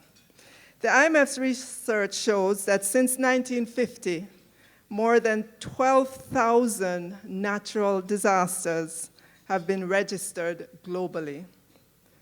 During that same period, the Caribbean has been hit by 324 natural disasters. So you might say the 324 looks like a small number when compared with the 12,000, but the research shows that the economic impact of these 324 natural disasters in the Caribbean has been substantial, exceeding US $22 billion in constant 2009 dollars over the period 1950 to 2016, and those figures may be consistent with what you know. Contrast this $22 billion US dollars to the cost estimated at about $58 billion globally, and you get a sense of the magnitude of the vulnerability of our tourism-dependent economies in the Caribbean. So we in the Caribbean have suffered about 38% of the global damage from natural disasters. Collectively, our little islands with 42.5 million people, compared with approximately 7.5 billion people in the rest of the world, and you can see that we have gotten more than our fair share of disaster. I am pleased to say that we have put in motion and are far along with our analytical work that will guide the eventual establishment of a policy framework for disaster risk financing at the national level ahead of a disaster. It will be amply consulted with local and international stakeholders. It will be based on the most recent specialized technical analysis available. In the end, what we envision is that we will have a portfolio, a suite of products for different levels of disaster, and a transparent investment plan to mitigate harm to people and damage to infrastructure. So we will continue to maintain a contingency in the budget to deal with those high-frequency events that have relatively low levels of damage. Rather than the one product that we have now, which is the CREF, that only kicks in. CREF means, catastrophic insurance that only kicks in if there's a catastrophe. We envision different market-based products with quick disbursement features. We'll utilize the market for contingency lines of credit and catastrophic bonds, all within our envelope of affordability. We'll be right back with much more from the PSOJ President's Breakfast Forum.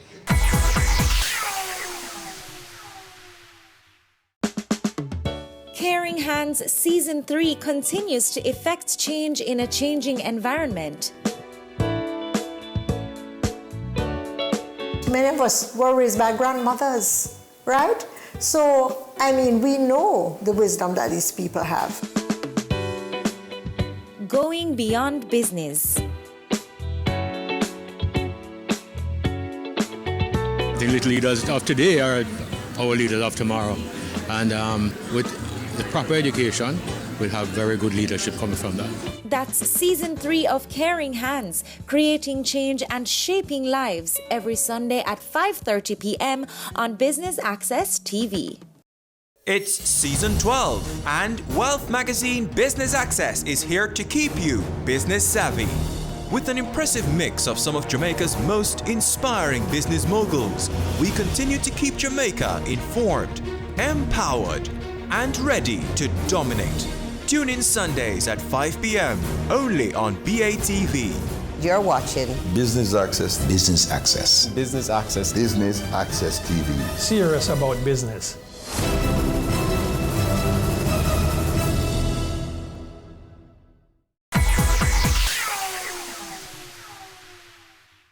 Welcome back to the PSOJ President's Breakfast Forum under the theme Disaster Risk Management for Business Continuity.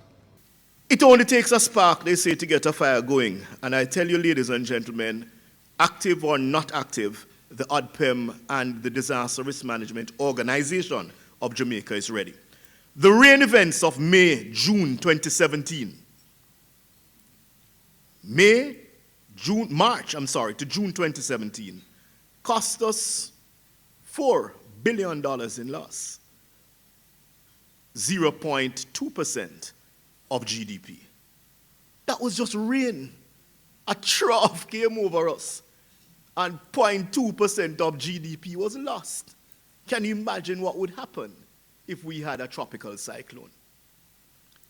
The events in Montego Bay, November 22nd, 91.5 millimeters of rainfall occurred in 4.5 hours, flooded some 27 communities, $37 million in losses.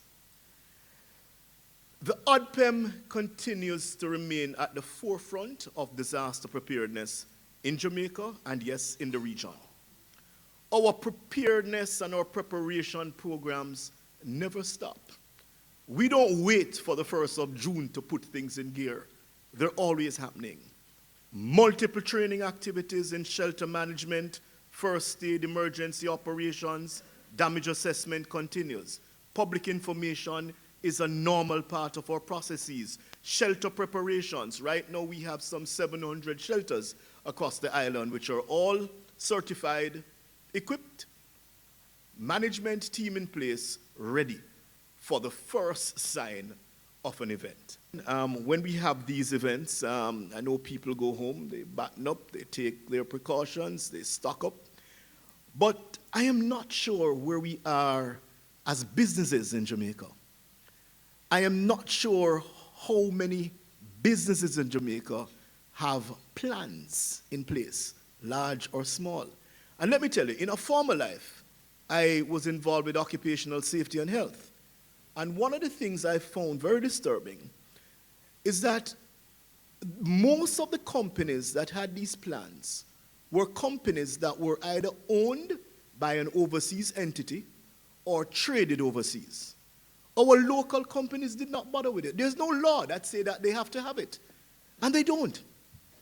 Many do not have it. And so the question is, where is your alternate site for your office? What if the facility that you now occupy were to be compromised by, yes, a hurricane or an earthquake? Do you have somewhere else that you can go to and run business? How is your information system platform set up? How is it organized? Where can you replicate data from? Can you go to another site, plug and play, if your server in your physical building were to go? Ladies and gentlemen, your recovery will depend and will tell the country where we sit. We are now in the process, working alongside the UNDP, of rolling out a governance continuity plan, a continuity of governance plan. And this is the plan that deals with the macro picture of how government continues after an impact. But it cannot happen without the private sector. So we are vulnerable to a range of hazards. You name them, and we are exposed to them. We are ranked as the 3rd highest country to be exposed to more than 3 hazards across the world. And what that means to us is that we have to be prepared for all of them. Being prepared has to do with steps that we take to prevent an emergency from happening. It has to do with the steps that we take when the emergency is happening, and it also has to do with steps that we take after the emergency has occurred. And I think that is what we were looking at more this morning, the continuity of business. How does someone get their business back up and running after a major shock? And so we're saying to persons that you have to now sit, and a plan has to be put in place for that. And that plan could be one sheet of paper. Yes, it could be as simple as that. What are the things that you have that could cause your business to collapse? What are the things that you have that could impact your business adversely? And if you have identified those, can you now take steps to prevent that from happening? So the theme of my presentation is a call for action with respect to disaster risk management for business continuity. So just to share with you some of the terminology that the Government of Canada uses: EM for emergency management, ERT for emergency response team, to get our internal teams ready and ramped up whenever there's a crisis. and we follow the Incident Command System, ICS. So with the impact of climate change, we would all agree that it is expected that every year the hurricane season is becoming more precarious. The strength and intensity of major hurricanes, as we saw in the last 2 seasons, is of grave concern to us all. We all have to contend with the unique global political climate as well, with diminishing resources and capacity limitations. So before moving to Jamaica, I worked in Colombia for 3 years as the Readiness Security Program Manager at the Embassy of Canada. Colombia has to contend with earthquakes and other types of disasters as well, criminality, etc. And during my time in Colombia in 2014, I had the great opportunity to pursue an executive education program at Harvard University's Kennedy School of Government called Leadership in Crises, taught by professors Arnold Howitt and Herman Dutch Leonard. And I brought the text today, Managing Crises, Responses to Large-Scale Emergencies. So one of the ideas I wanted to share with you is what the professors talk about, a comparison of the response modes for routine emergencies and crises emergencies. How is a crisis defined? By the scale, by the novelty of the type of crisis that we have to contend with. So if the crisis is obviously so large, we have to approach it entirely differently to deal with it effectively. So just to share with you some frames of reference for the response mode between routine and crises. So how does our situational awareness and expertise have to be for a crisis? It has to be, our expertise has to be low, but with an openness to recognizing the novelty that is necessary. Our decision-making has to be cognitively driven and analytic. Our skills required, incompletely specified, but creativity and improvisational ability are important. How about our leadership? Adaptive, comfortable sharing authority, skilled in eliciting ideas from the team, and innovative. How about our organizational structure? It has to be flattened for solution development. It has to be more hierarchical for design, hierarchical for execution. How about execution? It must be fault tolerant because solutions have been improvised and are thus not fully tested or practiced. So the professors say that, and I'll read, the ability to routinize emergency responses is an enormous organizational strength and permits responders, through experience and advanced planning, to deal quickly and effectively with a host of critical circumstances.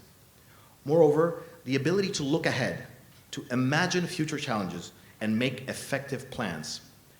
We need to assemble the necessary resources, train personnel in advance of the occurrence of an emergency to transform the potential crises into a more manageable and thus routine event.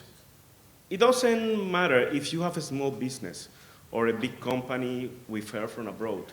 You have to be ready. You have to be prepared. You have to plan in ahead in order to face any problem that can be caused, but it could be even a disease. Remember when Zika affected the region, the Caribbean region, also the tourism was affected. Most of our countries, almost all of the countries in the Caribbean depends on tourism, and anything can impact, any detail can impact that business. And for us that we are on the energy sector, on the oil industry, the success of the small businesses of the countries is part of our business as well. It is not, okay, it's ready. It is not only us to be ready, also our customer need to be ready. And that's one of the reasons why we are glad to share our experience here with you. Now we'll take our final break, but don't go anywhere. We've got much more highlights right after these messages.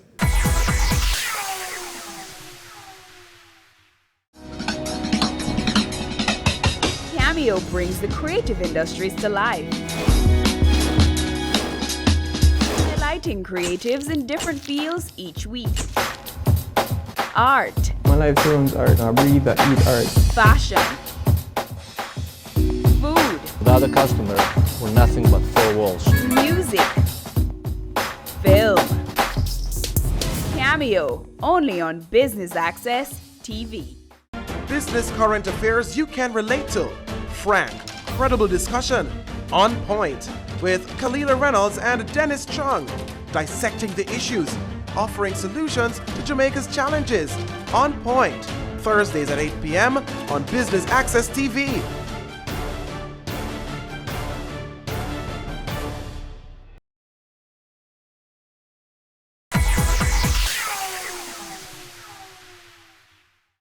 Thanks for staying with us. And if you're just joining us, we are at the PSOJ President's Breakfast Forum under the theme Disaster Risk Management for Business Continuity. Let's join our presenter on stage. What I'll be discussing this morning is Ray and Nevi's experience with one particular disaster event which brought home to us the importance of properly organizing and planning for any type of emergency. So it's the experience I'll describe is not a natural disaster, but the lessons learned is applicable to any emergency events that you might face. Ray and Nevi had been operating on Spanish Town Road for several years without any significant incident. But on the 1st of December 2009, that all changed. An area that we repair barrels that we use for aging rum. At 5 o'clock, a worker in that area discovered what he thought to be the fire. Just to give you a scale of the event, we lost approximately 59,000 square feet of infrastructure. We lost our electrical grid on the compound. We lost 2 warehouses that stored over 14,000 barrels of rum, and we lost almost 1 million liters of absolute alcohol of rum of various ages. You can imagine the amount of calls that I got the night wondering if Ray and Nevi was out of business and if my friends could continue to get rum after the event. So what did we learn from that event? Although we thought we had established emergency response plans and systems that could deal with any eventuality, when the actual emergency occurred, we found that to be not the case. There were deficiencies that were highlighted, some of which included the preparedness for the eventuality. Because we hadn't had an incident for some time, we did not put training as a priority. It is key for employees to know when an event occurs, what are the things to do automatically. We did drills, but the drills turned out to be evacuation drills. There was weakness in command and control. We didn't establish a proper incident command post from where all the directions were given at the time of the emergency. Access control was also weak. There was a point where the managing director and the prime minister themselves were next to the fire while it was going on. I don't think that is a smart thing to do, given the nature of alcohol fires. We also had identified to us weakness in our resourcing specific to the emergency. In this case, it was an alcohol fire. Specific to alcohol fires, you really need alcohol-resistant foam. You need to have copious amounts of water. We were not prepared for that. And communication, also key in the event of an emergency. Who is that single point of contact for the outside world that will get the information accurately and on time? Internal communications. Are we sure that everybody who needs to respond to the emergency is getting the right message? All those things we found to be deficient. Coming out of the experience, we made several recommendations, some of which have been achieved. The key ones being the improved emergency response framework, our improvement in our disaster response plans, and the fact that we initiated business continuity, which I'll discuss shortly. It was made clear after the event that we needed to ensure that our plans conformed to the principles of emergency management, which you see there. So we had to ensure that whatever system we came up with for future eventualities addressed the mitigation of the emergency, right? Trying to prevent it in the first place, preparation of our teams, ensuring they know what to do in the event of the emergency, the actual response to the emergency, make sure that those plans are properly documented and understood, and how do we recover as quickly as possible after the event. There are several components of business continuity, as I'm sure you are aware. We have been focusing in the last several years on the emergency response component to ensure that we are as prepared as possible, both through documentation and preparation of the teams to respond to likely emergencies. As part of the Campari Group, we have the benefit of a crisis management plan, and our disaster recovery, certainly as it relates to information technology, is well advanced. Where we need to do work, and the intention is to start that in earnest by the end of this year, is the business recovery aspect. So we have done ad hoc business impact analyses, but we need to do it more comprehensively, and so we can put the complete business continuity plan together. So as soon as possible after an emergency, we can be up and running effectively. For MSMEs that don't have the kind of resources as large businesses, such as JRA and Nevio, my advice is don't worry about that you don't have the kind of resources that larger companies have. Scale your response to the resources that you do have, but have a plan as to what to do. So, for example, you may not be able to own a generator, but you need to have a plan. What do I do if my power goes out? Can I operate my business by candlelight? Can I buy a small UPS that will help me? So those are the kinds of things you need to think of, alternatives that you can manage within your resources, but you have to have a plan. That is the first step in getting prepared for an emergency. This time around, the theme was disaster risk management and for business continuity. Okay, and what we are trying to do, the approach that we're trying to take is to sensitize first our members and the wider community to the importance of planning. Right? We can't stop natural disasters. They're the acts of God. But what we can do is mitigate the consequences by anticipating the level of risk, anticipating the vulnerabilities, and protecting ourselves against them by preparing for them. So one of the things that the PSOJ is trying to work on with ODPM is the development of a disaster plan template, a standard plan that small businesses and medium-sized businesses can look at and fit their circumstances into it. So for the next staging of our President's Forum, we are looking at customer service promotion and forum that will deal with the elements of customer service in Jamaica.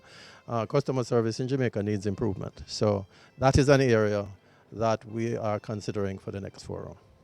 That brings us to the end of our coverage of the PSOJ President's Breakfast Forum. Until next time, I'm Garth Williams. Stay tuned to Business Access TV, serious about business.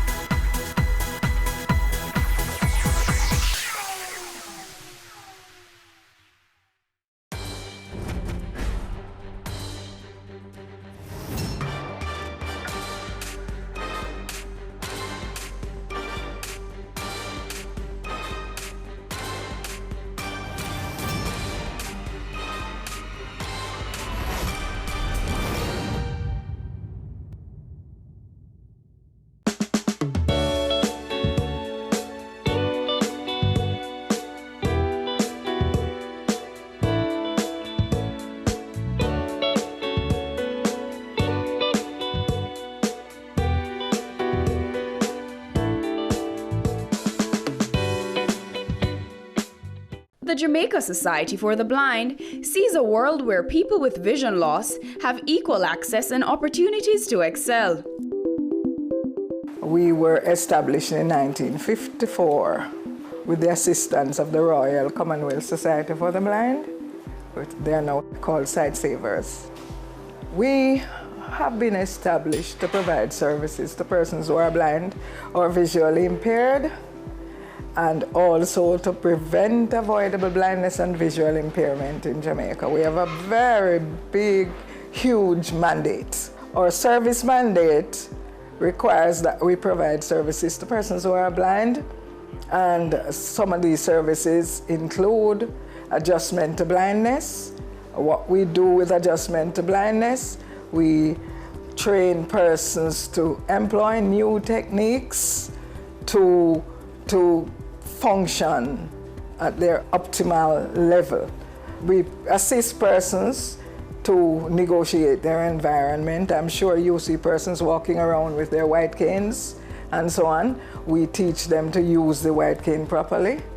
And we also teach them, if their preference is to use a sighted guide, then we teach them how to use that sighted guide properly. You know, because sometimes when persons wanting, with the best of intentions, persons wanting to assist individuals to get around, sometimes they look more like spectacles when they are leading the person around. So we teach them to do that properly. We also teach them daily living skills. I mean, when you become blind, you know, things you normally do, when you are seeing, that becomes a challenge when you become blind. So we have to teach persons to employ new techniques, to cook, wash, clean, sort their clothing, and that kind of thing. And that also involves additional training too. If the person wants to learn to read and write Braille, then we do that. We also do computer training. We have a library. We provide library services for persons who are blind in the field of education, because we have that mandate as well. We sometimes provide reader services to persons who are in need of that, persons who may be pursuing further education. We assess them to get reading done. And very recently, we have instituted a scholarship program to be more meaningful in our educational mandate. We introduced a scholarship program in which we provide scholarship for blind and visually impaired persons who want to pursue further education. I mean, it's not a very large scholarship, but we do that assistance. And pretty soon we will be announcing our third call for applications to the scholarship program. When persons want to get around, they sometimes are dependent on family members and whatever to go. While we do not promote that, but there are those persons who do not have the confidence to get around on their own, so that person is taught to hold the individual's elbow. That individual will go slightly in front of the person who is being led.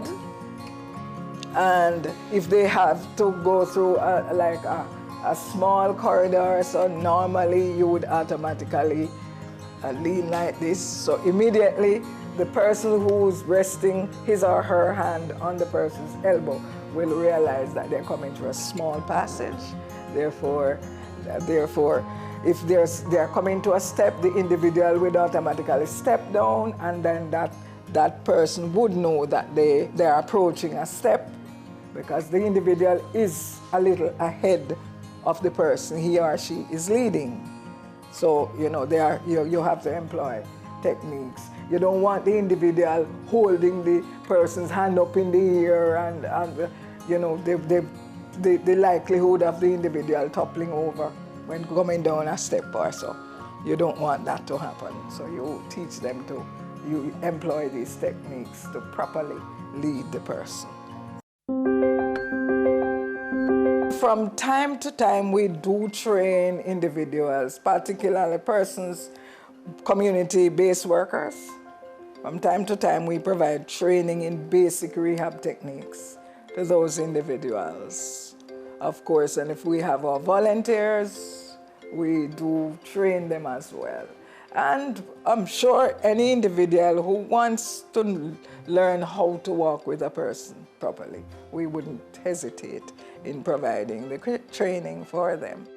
The thing is, we preach utilizing the services that are there because we want persons to be included. We preach inclusion.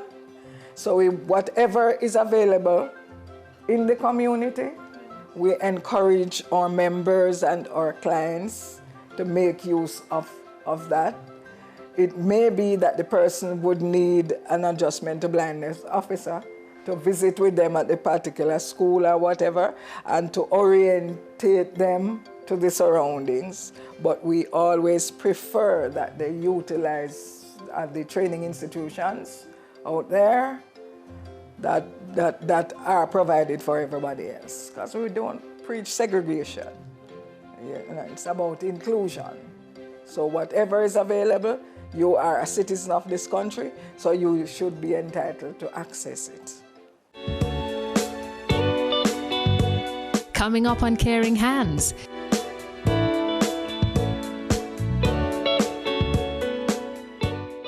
They say it takes a village to raise a child, but the world will one day need the leadership of that child. The time you spend with your child matters. It stimulates their minds and shapes the way they act. Talk with your children. Help them to better understand the world around them and to value what is truly precious. Above all, the most valuable gift you can give them is love.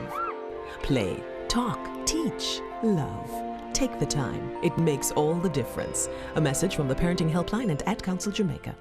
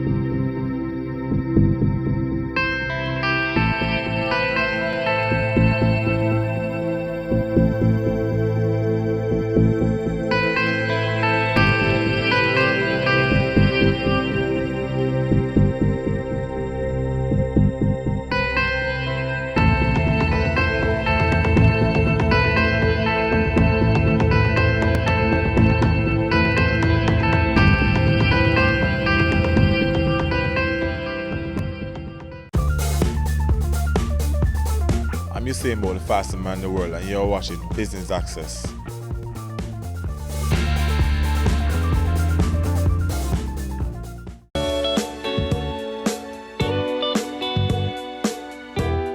Conrad Harris joined the Jamaican Society for the Blind in 1993.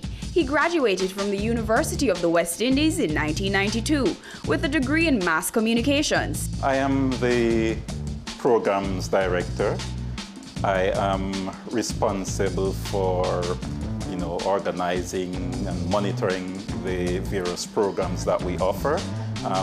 These include our Adjustment to Blindness program, which help persons who have lost their sight regain their independence. It includes our public awareness program, where we try to inform persons who are blind how they function and what their needs are and how best you can work with them or assist them if necessary. And also, inform persons about the Jamaica Society for the Blind and what we do.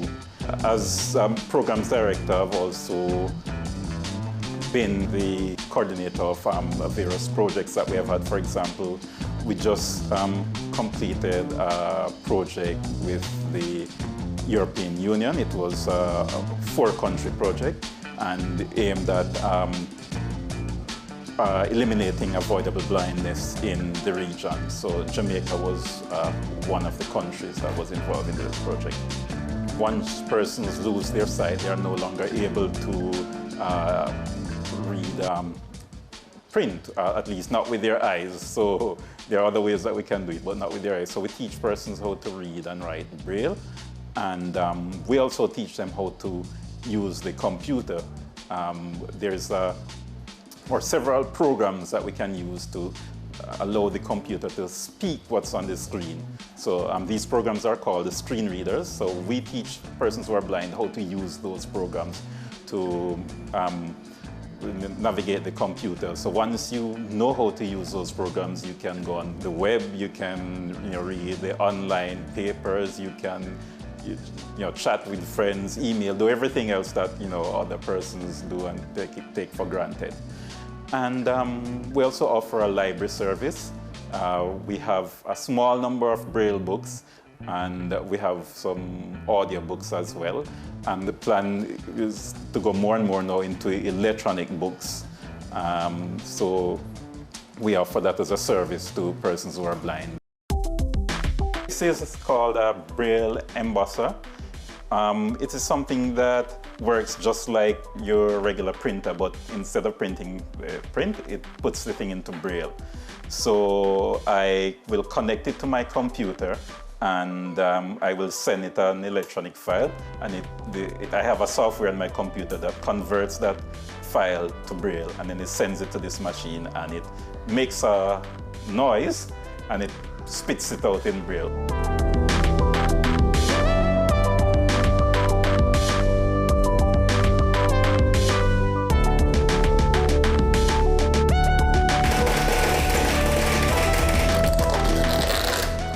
Board and Staff Retreat, August 14 and 15, 2015, to be held at the office of the Jamaica Society for the Blind, 111.5 Old Hope Road.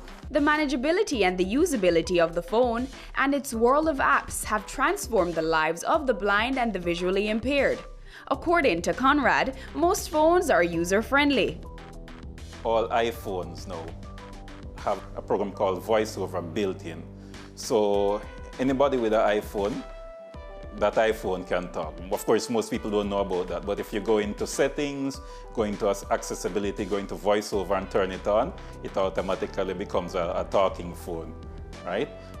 For the Android phones, you download a thing called TalkBack. I think for most phones, or for many phones, you have to download it. Some phones will come with it, but again, it's a free download. And it allows a person who is blind to use the phone, to hear text messages, to read text, even to browse the web using their phone.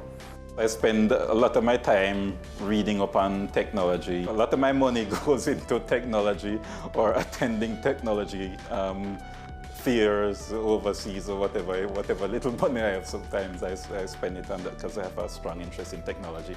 And then I find that persons come to me for that information, so I make sure that I am up to date in that. So the Society for the Blind, I guess, in terms of our funding, we don't have the funds that would allow them to send me where I want to go, but I find ways, from my own resources to try and attend some of those conferences. Coming up on Caring Hands.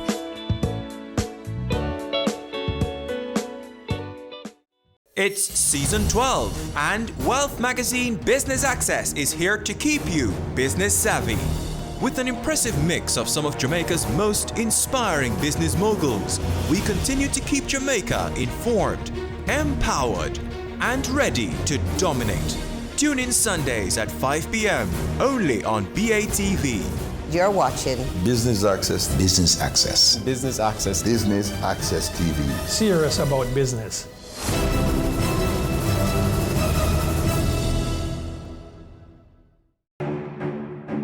Go for God Family Church.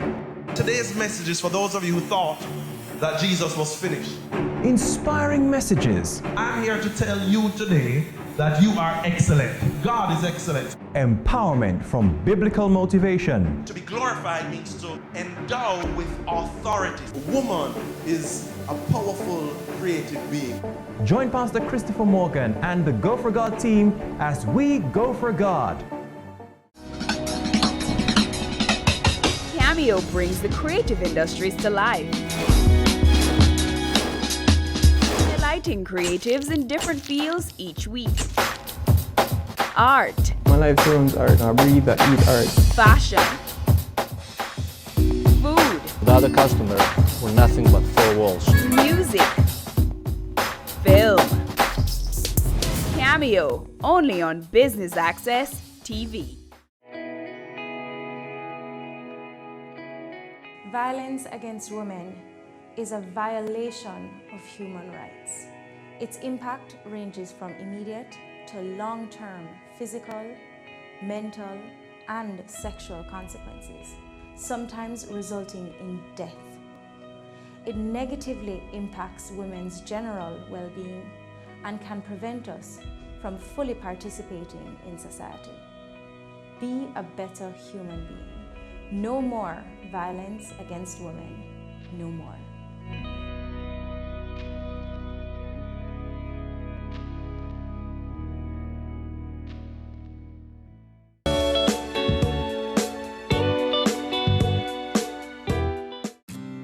Members of the Jamaica Society for the Blind, Leecroft Henry and Dennis Williams, both lost their sight because of glaucoma, which is a disease that damages your eye optic nerve.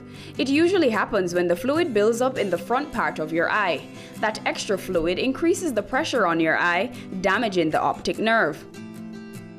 I have glaucoma for many years, and I was treating it. But each time they treat it, the pressure keep on going up. And the doctor said I have to do operation. I do 3 operations, and the pressure is still up. Each time the operation, all them black up what they made. So the fluid was supposed to drain out from the glaucoma don't drain anymore, so the pressure keep going up. In 2011, I was hit by a car, and from then I started to lose the vision more. Yes, and then the vision went in 2012. That's when I lose all my sight. Experience on the road is sometimes challenging, especially when people don't understand the blind.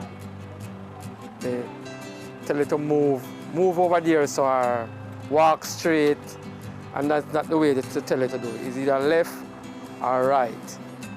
You need to move left or right when I'm talking to you. You cannot go straight. Anywhere you walk is straight. So those are the more challenging. And the vehicle, then don't respect the white cane. They need to start out to respect the white cane. So that when you go at a crossing or you want to cross the road and you held out the white cane, the vehicle should start automatically. They should come to a stop, and then you can cross.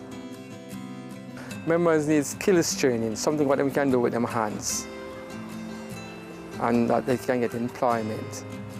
A lot of members them don't have any employment and don't have anything to do. They don't sit at home, so they need something to do to keep them mobilized and more occupied. A lot of people out there who are blind, they can come to the Jamaica Society for the Blind and then get help with mobility and maybe a little domestic affair, a little cook, to wash, whatever they need to do, Jamaica Society of the Blind. As long as it becomes a member, you will get help. Please don't sit at home all who are blind. Just get in contact with Jamaica Society for the Blind and they will try to help you as much as possible. In 2007, I noticed my sight started to fade away. So when I went to the ophthalmologist and did a check, he told me that it was glaucoma.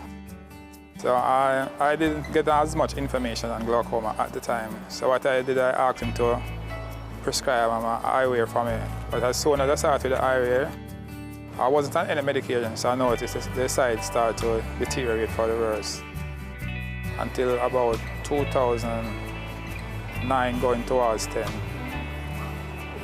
it get worse. So by that time, all was gone. It took me a while before I made this transition, because to know that you're blind and when you're expected to get a support, you don't get that kind of support from friends and family. So it was a huge loss. Afterwards, my mother-in-law, who told me about a friend who worked at the Jamaica Society for the Blind, and she told me about the stuff they do here. So I get involved 2013. And from there, that's where I made the transition, adjustment for blindness, where I started to use a cane. And all the stuff I used to do before, I started to do them back again. The world can't explain right now how much I thank them for what they are really doing to help us.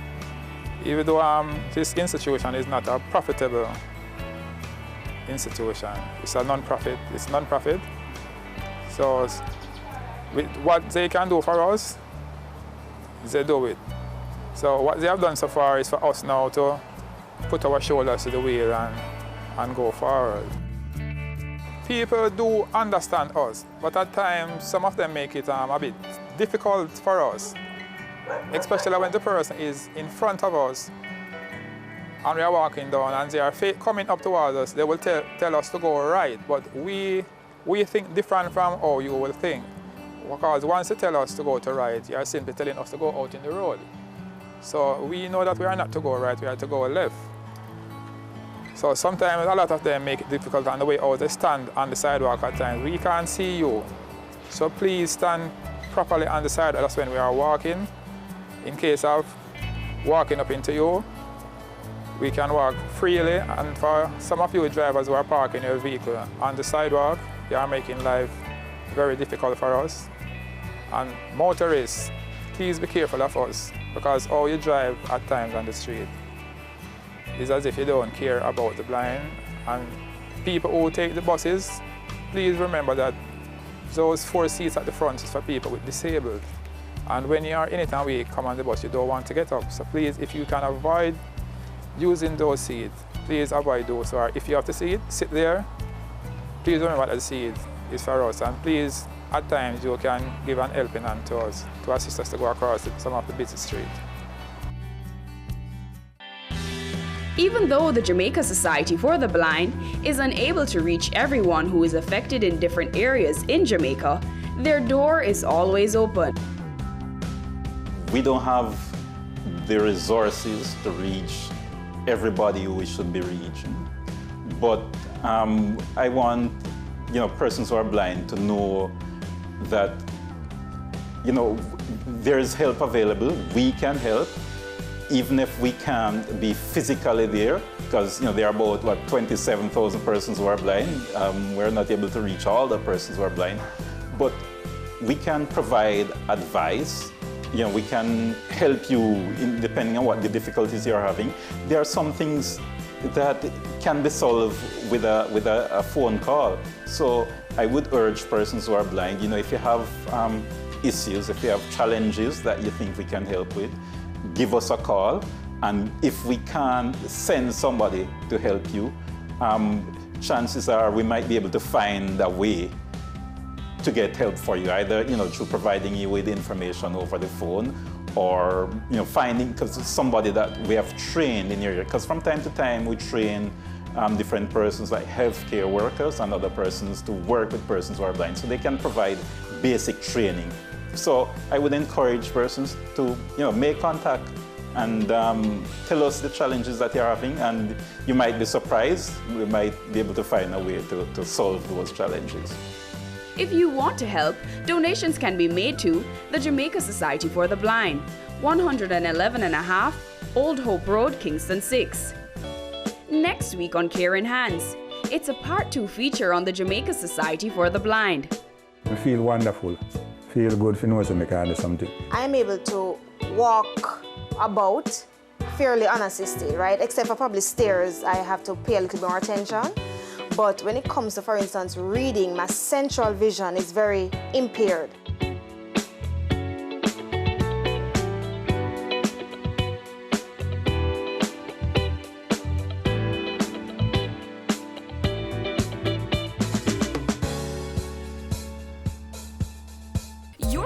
matters. Business Access TV offers you the most innovative and effective advertising solution for your business, specializing in B2B sales, cost-effective solutions, the customers you want, the repetition you need. No matter the size and nature of your company, your business matters. Call us at 876-618-2870 or email us at sales@batvja.com. Business Access TV, serious about business.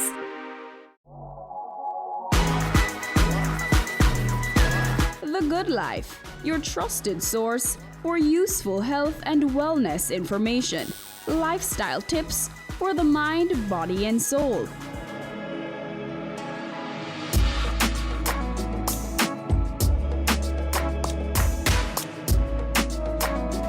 Tune in Tuesdays at 8:30 p.m. on Business Access TV.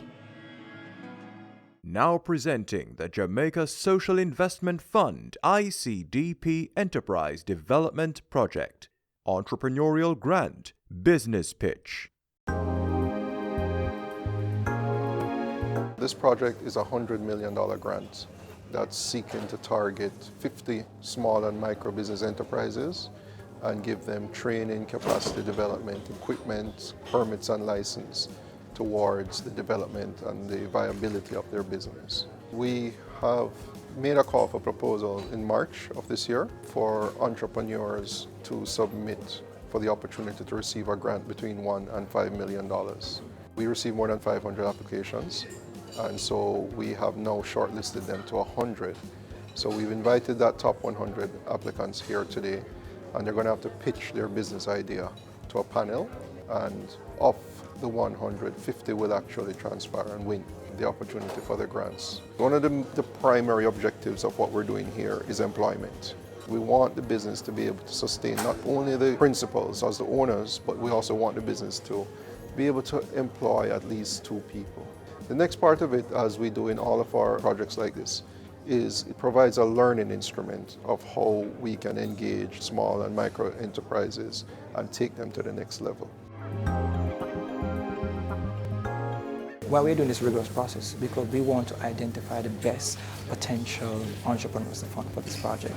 And keep in mind that we are speaking about a loan, so we want to ensure that applicants are committed, and that from a sustainability point of view, that upon receiving the support from JSIP, that in 2-3 years, the enterprises will still be operational and the broader objective of the project would be achieved.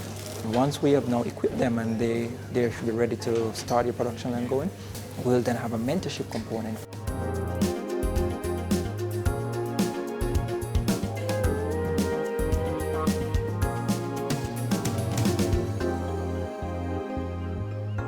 It has been a very competitive process. Jamaica is filled with persons with drive and passion. We're expecting that the best will be selected, and then for those who are not successful, we are also hoping to link them to other providers of services, because I'm telling you today, from what I've seen, it is an excellent opportunity.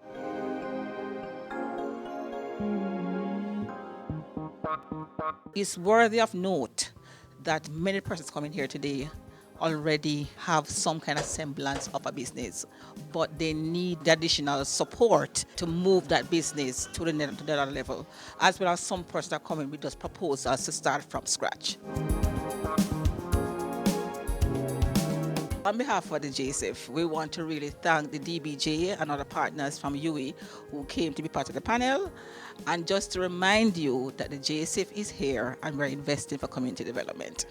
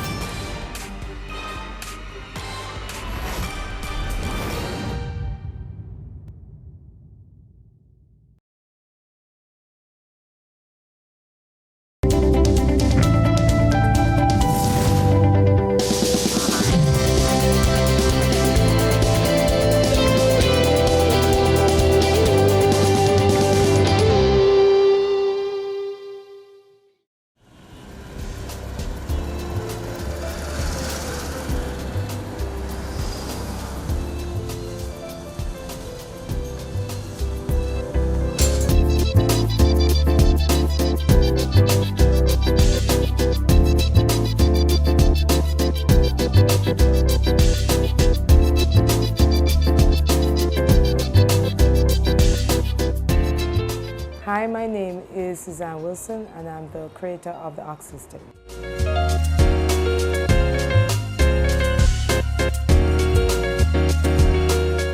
I just felt as if all the hair products I was using in my hair was just not making that difference that I knew was actually possible.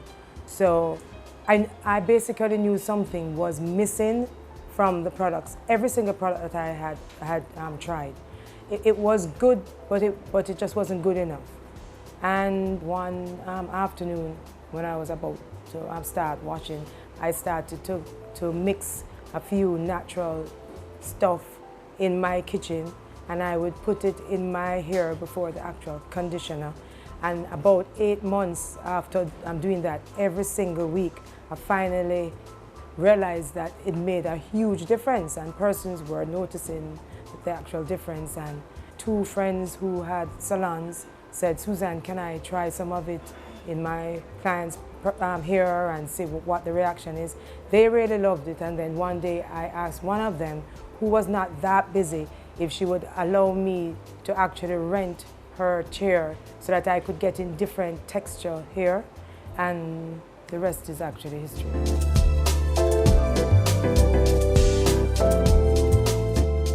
I started doing that in 2010, was when we actually chartered the business. But we really started marketing, social media and so on and so forth about 2 years now, because we were gradually, slowly adding to the hair care line just to make sure that we had a proper system in place. And I mean, we will always be adding, because there will always be things that are needed. We will improve on like something else, so we'll always be doing stuff with our products. We do have a salon, which is our lab. This is actually where we can get proper feedback. We can do trial and error, and we can get feedback also from the clients. We also have a hair care system, shampoo, pre-conditioning booster, conditioner, leave-in rejuvenating mist, serum, hair butter, maintenance oil, and we also have a body butter. But for now, we are kind of concentrating more on our hair care line. In the salon, we only use the Ox System products, except for if we're doing color or we're doing a relaxer. But everything else is just Ox. Why we can do this is because Ox System is a system, and it totally encompasses every single step that is necessary to make everybody's hair look really good. Plus, Ox System is also about hair care practices. They are unfamiliar methodologies, but they really work. So we don't only have products on the market, we also combine these products with hair care regimen that are not normal, not typical, but they really make a huge difference. Initially it was OX, but then I realized that another company had the name, and I didn't know who was first on the market. So I said, you know what, how can I make it Ox, where you can still say Ox easily, where it flows off the lips? Just add another X. So to be honest with you, there is really nothing to it. We cater to everybody. Doesn't matter whether you are Black, Indian, white, Chinese. It doesn't matter whether you are a man or a woman. And we also cater to children. It does not matter. Ox is for everybody. We were able to self-capitalize, because remember that we just started with just one product. So it has been steady growth over the years. That initial capital was used to buy ingredients and for research and development, and then also, you know, packaging and all of that. I would say that the feedback that we have gotten since Ox has been on board, initially it was disbelief. For instance, even on our social media, we have before and have afters. Persons have said that it wasn't true, that you know, that these photos were retouched, his weave were put in their hair and all of that. So we have a few disbelievers. Another thing too is that because our unfamiliar methodologies are so far-fetched, seemingly far-fetched, because they really aren't. They are facts. People tend to not want to believe it. Another thing too is we educate from the core. So we will explain to black women especially per se that African textured hair is very fragile and very delicate. There are some people who believe that African textured hair is strong, which is the furthest from the truth. So by dispelling some of these myths, we get a little resistance. You know, people get offended and everything. But let's put it this way. My thing is, if you are not working with the facts and the truth, then you will never get the result the way you want it. Knowledge is power. So we are trying to impart knowledge so that people can know how to properly execute. With respect to that, we could even go to the salon and you can ask one of the clients over there what has been her experience using Ox and abiding by our unfamiliar methodologies. Since using the Ox product, I've noticed a great difference in my hair in terms of how it feels, how it looks. It's fuller, it's thicker, it's softer. I've had a lot of compliments on my hair, and basically since coming to Ox, all we've been doing is using natural products. We no longer brushes our hair. We comb our hair like once per week, and it's been phenomenal. Natural fabulosity. Hi, I'm Carrie. For me, the Ox system has been phenomenal. I am very bad with my hair. I neglect my hair. I don't moisturize. I don't cover anything. And Susan will tell you that I come here with my hair in deplorable state. But whenever I come and she uses her products, my hair looks fabulous, as you can see now. And it's good for moisture. It's good for the texture of your hair. And I fully endorse the product. Since using the Ox products, I have really been happy with my hair. My name is Elisa. I travel quite often and I make sure that I stock up on my Ox product, which I use every single day. I didn't think I could go without brushing my hair, but as you can see, I haven't brushed my hair since starting using the Ox product, maybe about 8 months now, and I love my hair.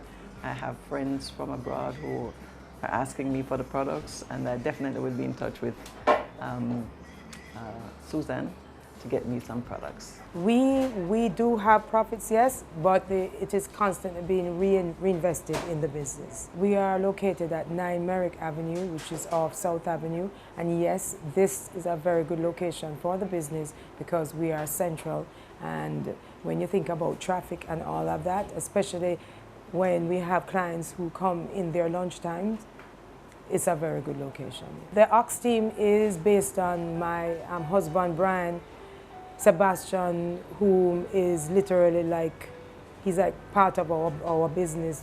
And then we have our Ox team at the salon, very dedicated staff, very loyal staff, and very also serious about what Ox stands for and the information we are trying to impart to everyone. For instance, Fadia, she saw us on Facebook. She was very interested in the befores and the afters, and she came, and she literally came just to purchase products, but she was so fascinated with the different executions that she saw as opposed to what she was trained to actually do, that she sat there for the whole day. And I said, if you wish, you may come and sit again tomorrow.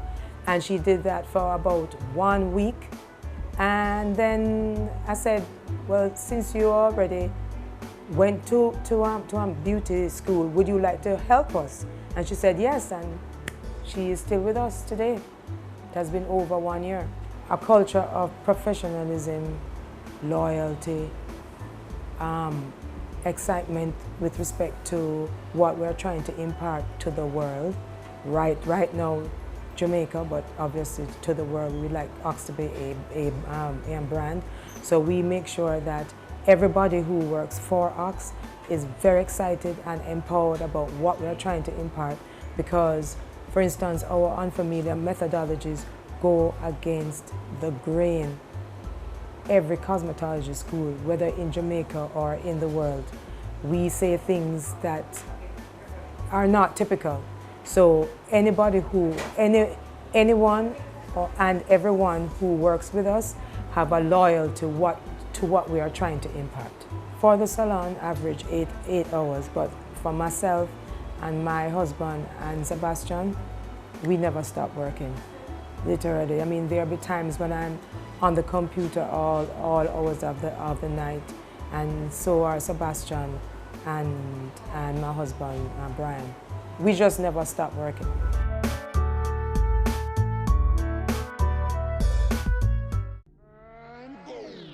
Career Moves has always explored interesting careers, highlighting all you may not have known about them. This season is no different. Coming back to Jamaica, everyone's like, Fizzy what? Fizzy who? When you find a bright boy or girl in the class and people say, what are you going to be? The parents will say, you have to go be a doctor, you have to go be a lawyer.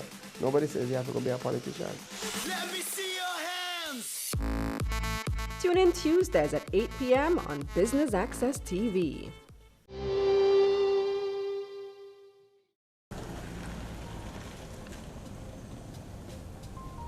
We generate new ideas by listening and really paying attention to the needs of people, right? Especially black women, because black women spend the most money on hair care products every single year, no matter where you are in the world. And one of the reasons is because we don't really have the right answers.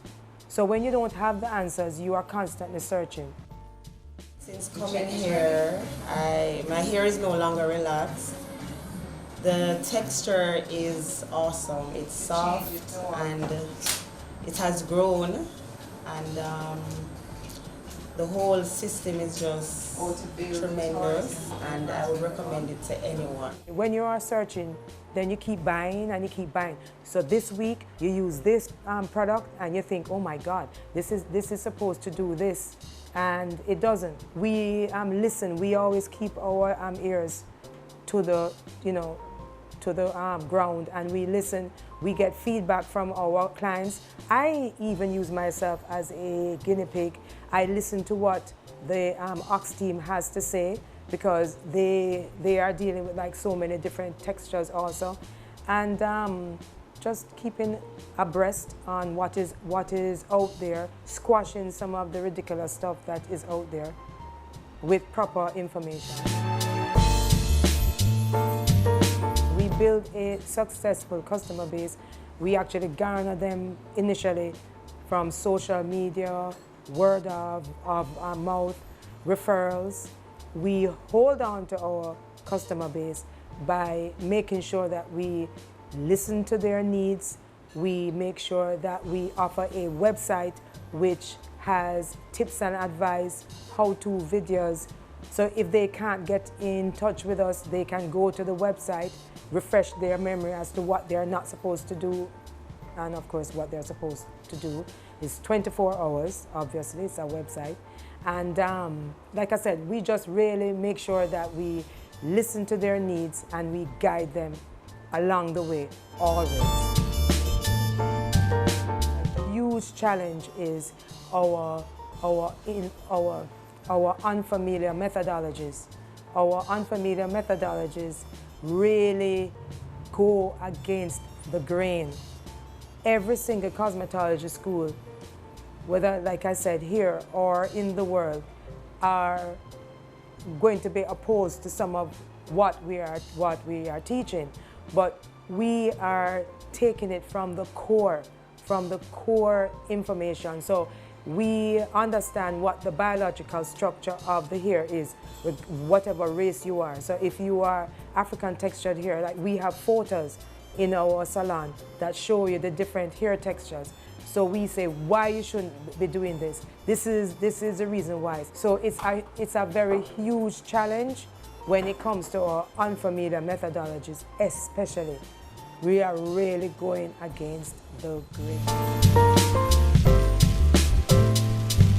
Cosmetology schools are not teaching what we are teaching, but we know that it actually works. We see results. So yes, it's a challenge, but we see the results. And the thing is, even when clients come to us and the change sounds really just not able to be, it seems impossible for them. And we know change is like never easy, or sometimes it is not easy.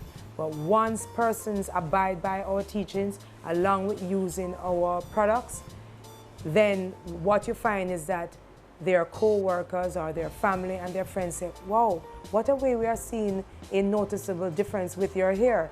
And then those challenges now become less challenging. I would say that we have not had any failures. We have had a few hiccups. I will give you an example. For instance, we have satin wear, so we have satin pillowcases and satin headwear, because satin and silk are the only two materials that you should really be using on your hair. So because of that, I made a satin scrunchie. We explain that especially when you're dealing with African textured hair, when it is relaxed, like black women who have relaxed hair. Remember, once again, it is very fragile. So we explain, do not put these scrunchies on tight in the hair. You're not supposed to have your hair tight when you have African textured hair and it is relaxed. Guess what? They were putting it on tight. So I had to just stop making scrunchies because they weren't listening. So now we are working on another satin headwear that you can use to do ponytails and everything. And it will be, even if you do try to make it tight, at least it will not be so damaging. So like I said, we don't consider them failures, we just consider them hiccups, and we make it better. First of all, we make sure that we listen to our customers' needs. We take note of whatever we do also, even executions on ourselves. So we are always listening, we get feedback, and whenever something is not working, because once again, we have that salon. Because we have that salon, we can, basically take care of something that is not working immediately. Like I said, it is like our little lab. And feedback, really paying attention. We really pay attention to the most minute execution. Our growth strategy is to always improve on our products. If we have to add products, we do that. Whenever we have to add to our tips and advice and our unfamiliar methodologies. And with respect to the longevity, we have a website, 24 hours, that has information, how-to videos, common hair issues, how to solve some of these problems with that. But the website is really comprehensive and adds a lot of information. And with respect to the longevity, we are also going to be teaching persons on what to do and always imparting our message out there. And we will also like to spread the word that, and we have had a couple hairdressers who have come to us, they would like to know more about Ox, and this is something that we would like to extend this message, that anyone who wants to learn how to use Ox so that their clients can also enjoy the benefits, they can always contact us. Our information is on the website. Do I believe there's some form of a pattern? Just work, dedicated to work, having a passion, and always staying abreast on what is happening out there and what needs to be done. Always trying to fulfill needs. When you can fulfill needs and fulfill them with integrity, so you work with integrity, and you fulfill needs with integrity. You don't put gimmicks out there and people can benefit from the results. That is exactly what we are about. We define success with improvement, people having smiles on their faces, people benefiting from the work that we put in. My greatest fear personally are lizards. No, we don't have any fear. We look on the challenges that Ox will face as just a little bump in the road, and we are just ready for the world, ready to make a difference.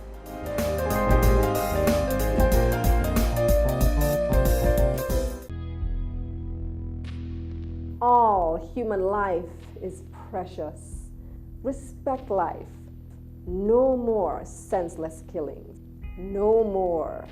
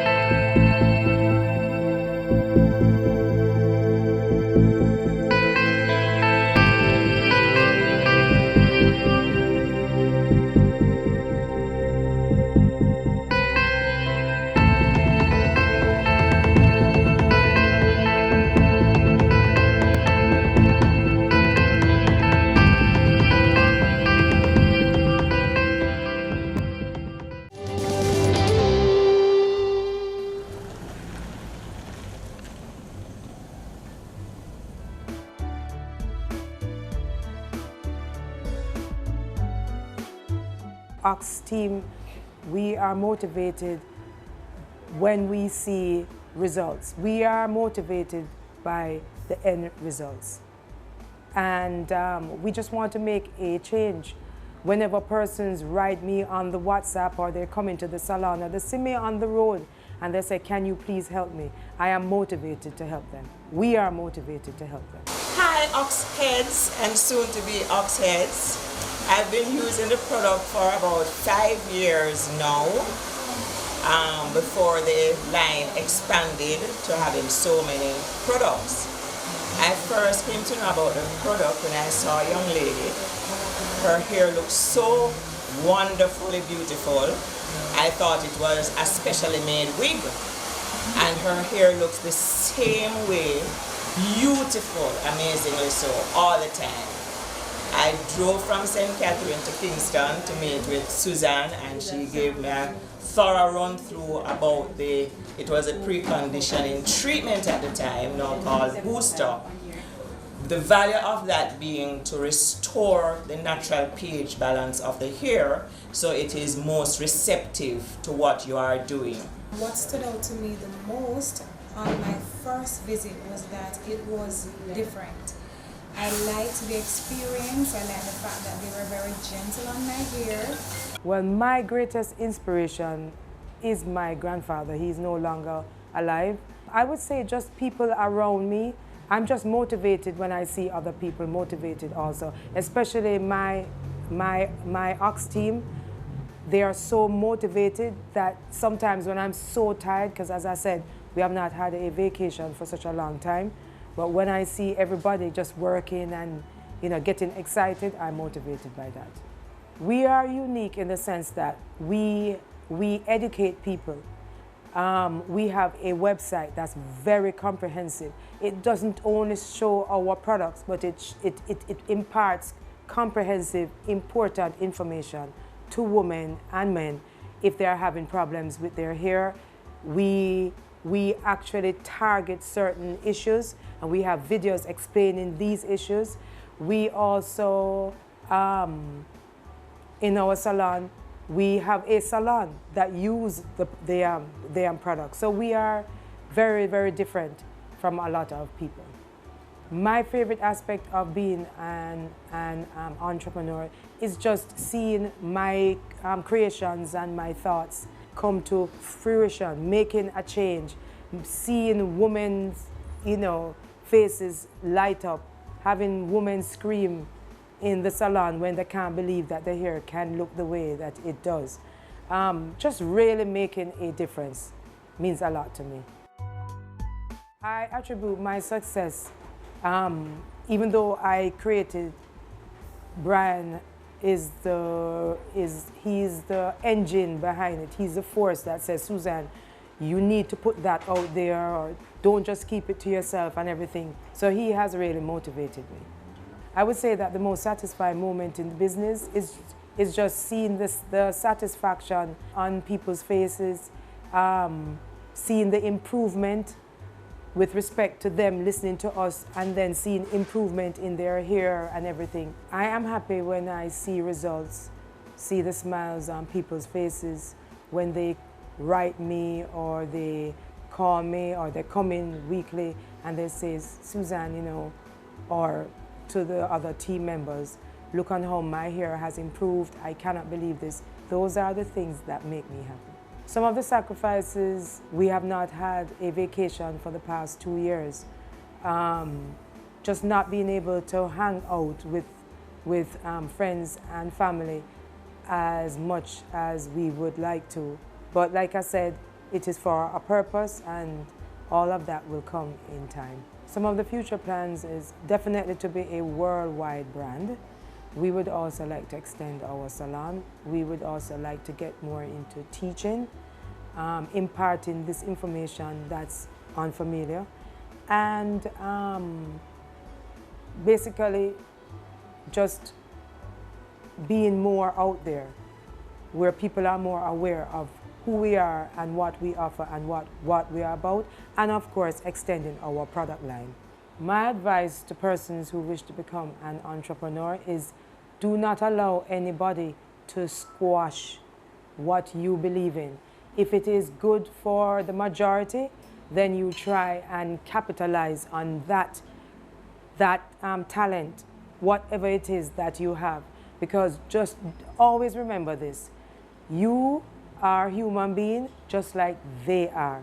Whatever they can do, you can do also. It is very important. That's the way how I live my life, and that's the way how I view others. Nobody is better than you are. So just do whatever it is that you believe in. Do not allow anybody to squash that dream. Don't do it. And that is something I mean 100%.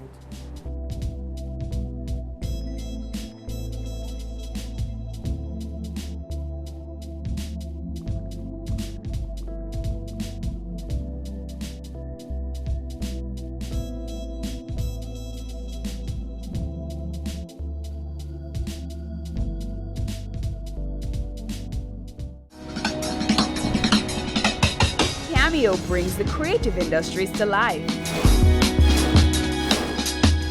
highlighting creatives in different fields each week. Art. My life surrounds art. I breathe, I eat art. Fashion. Food. Without a customer, we're nothing but four walls. Music. Film. Cameo, only on Business Access TV.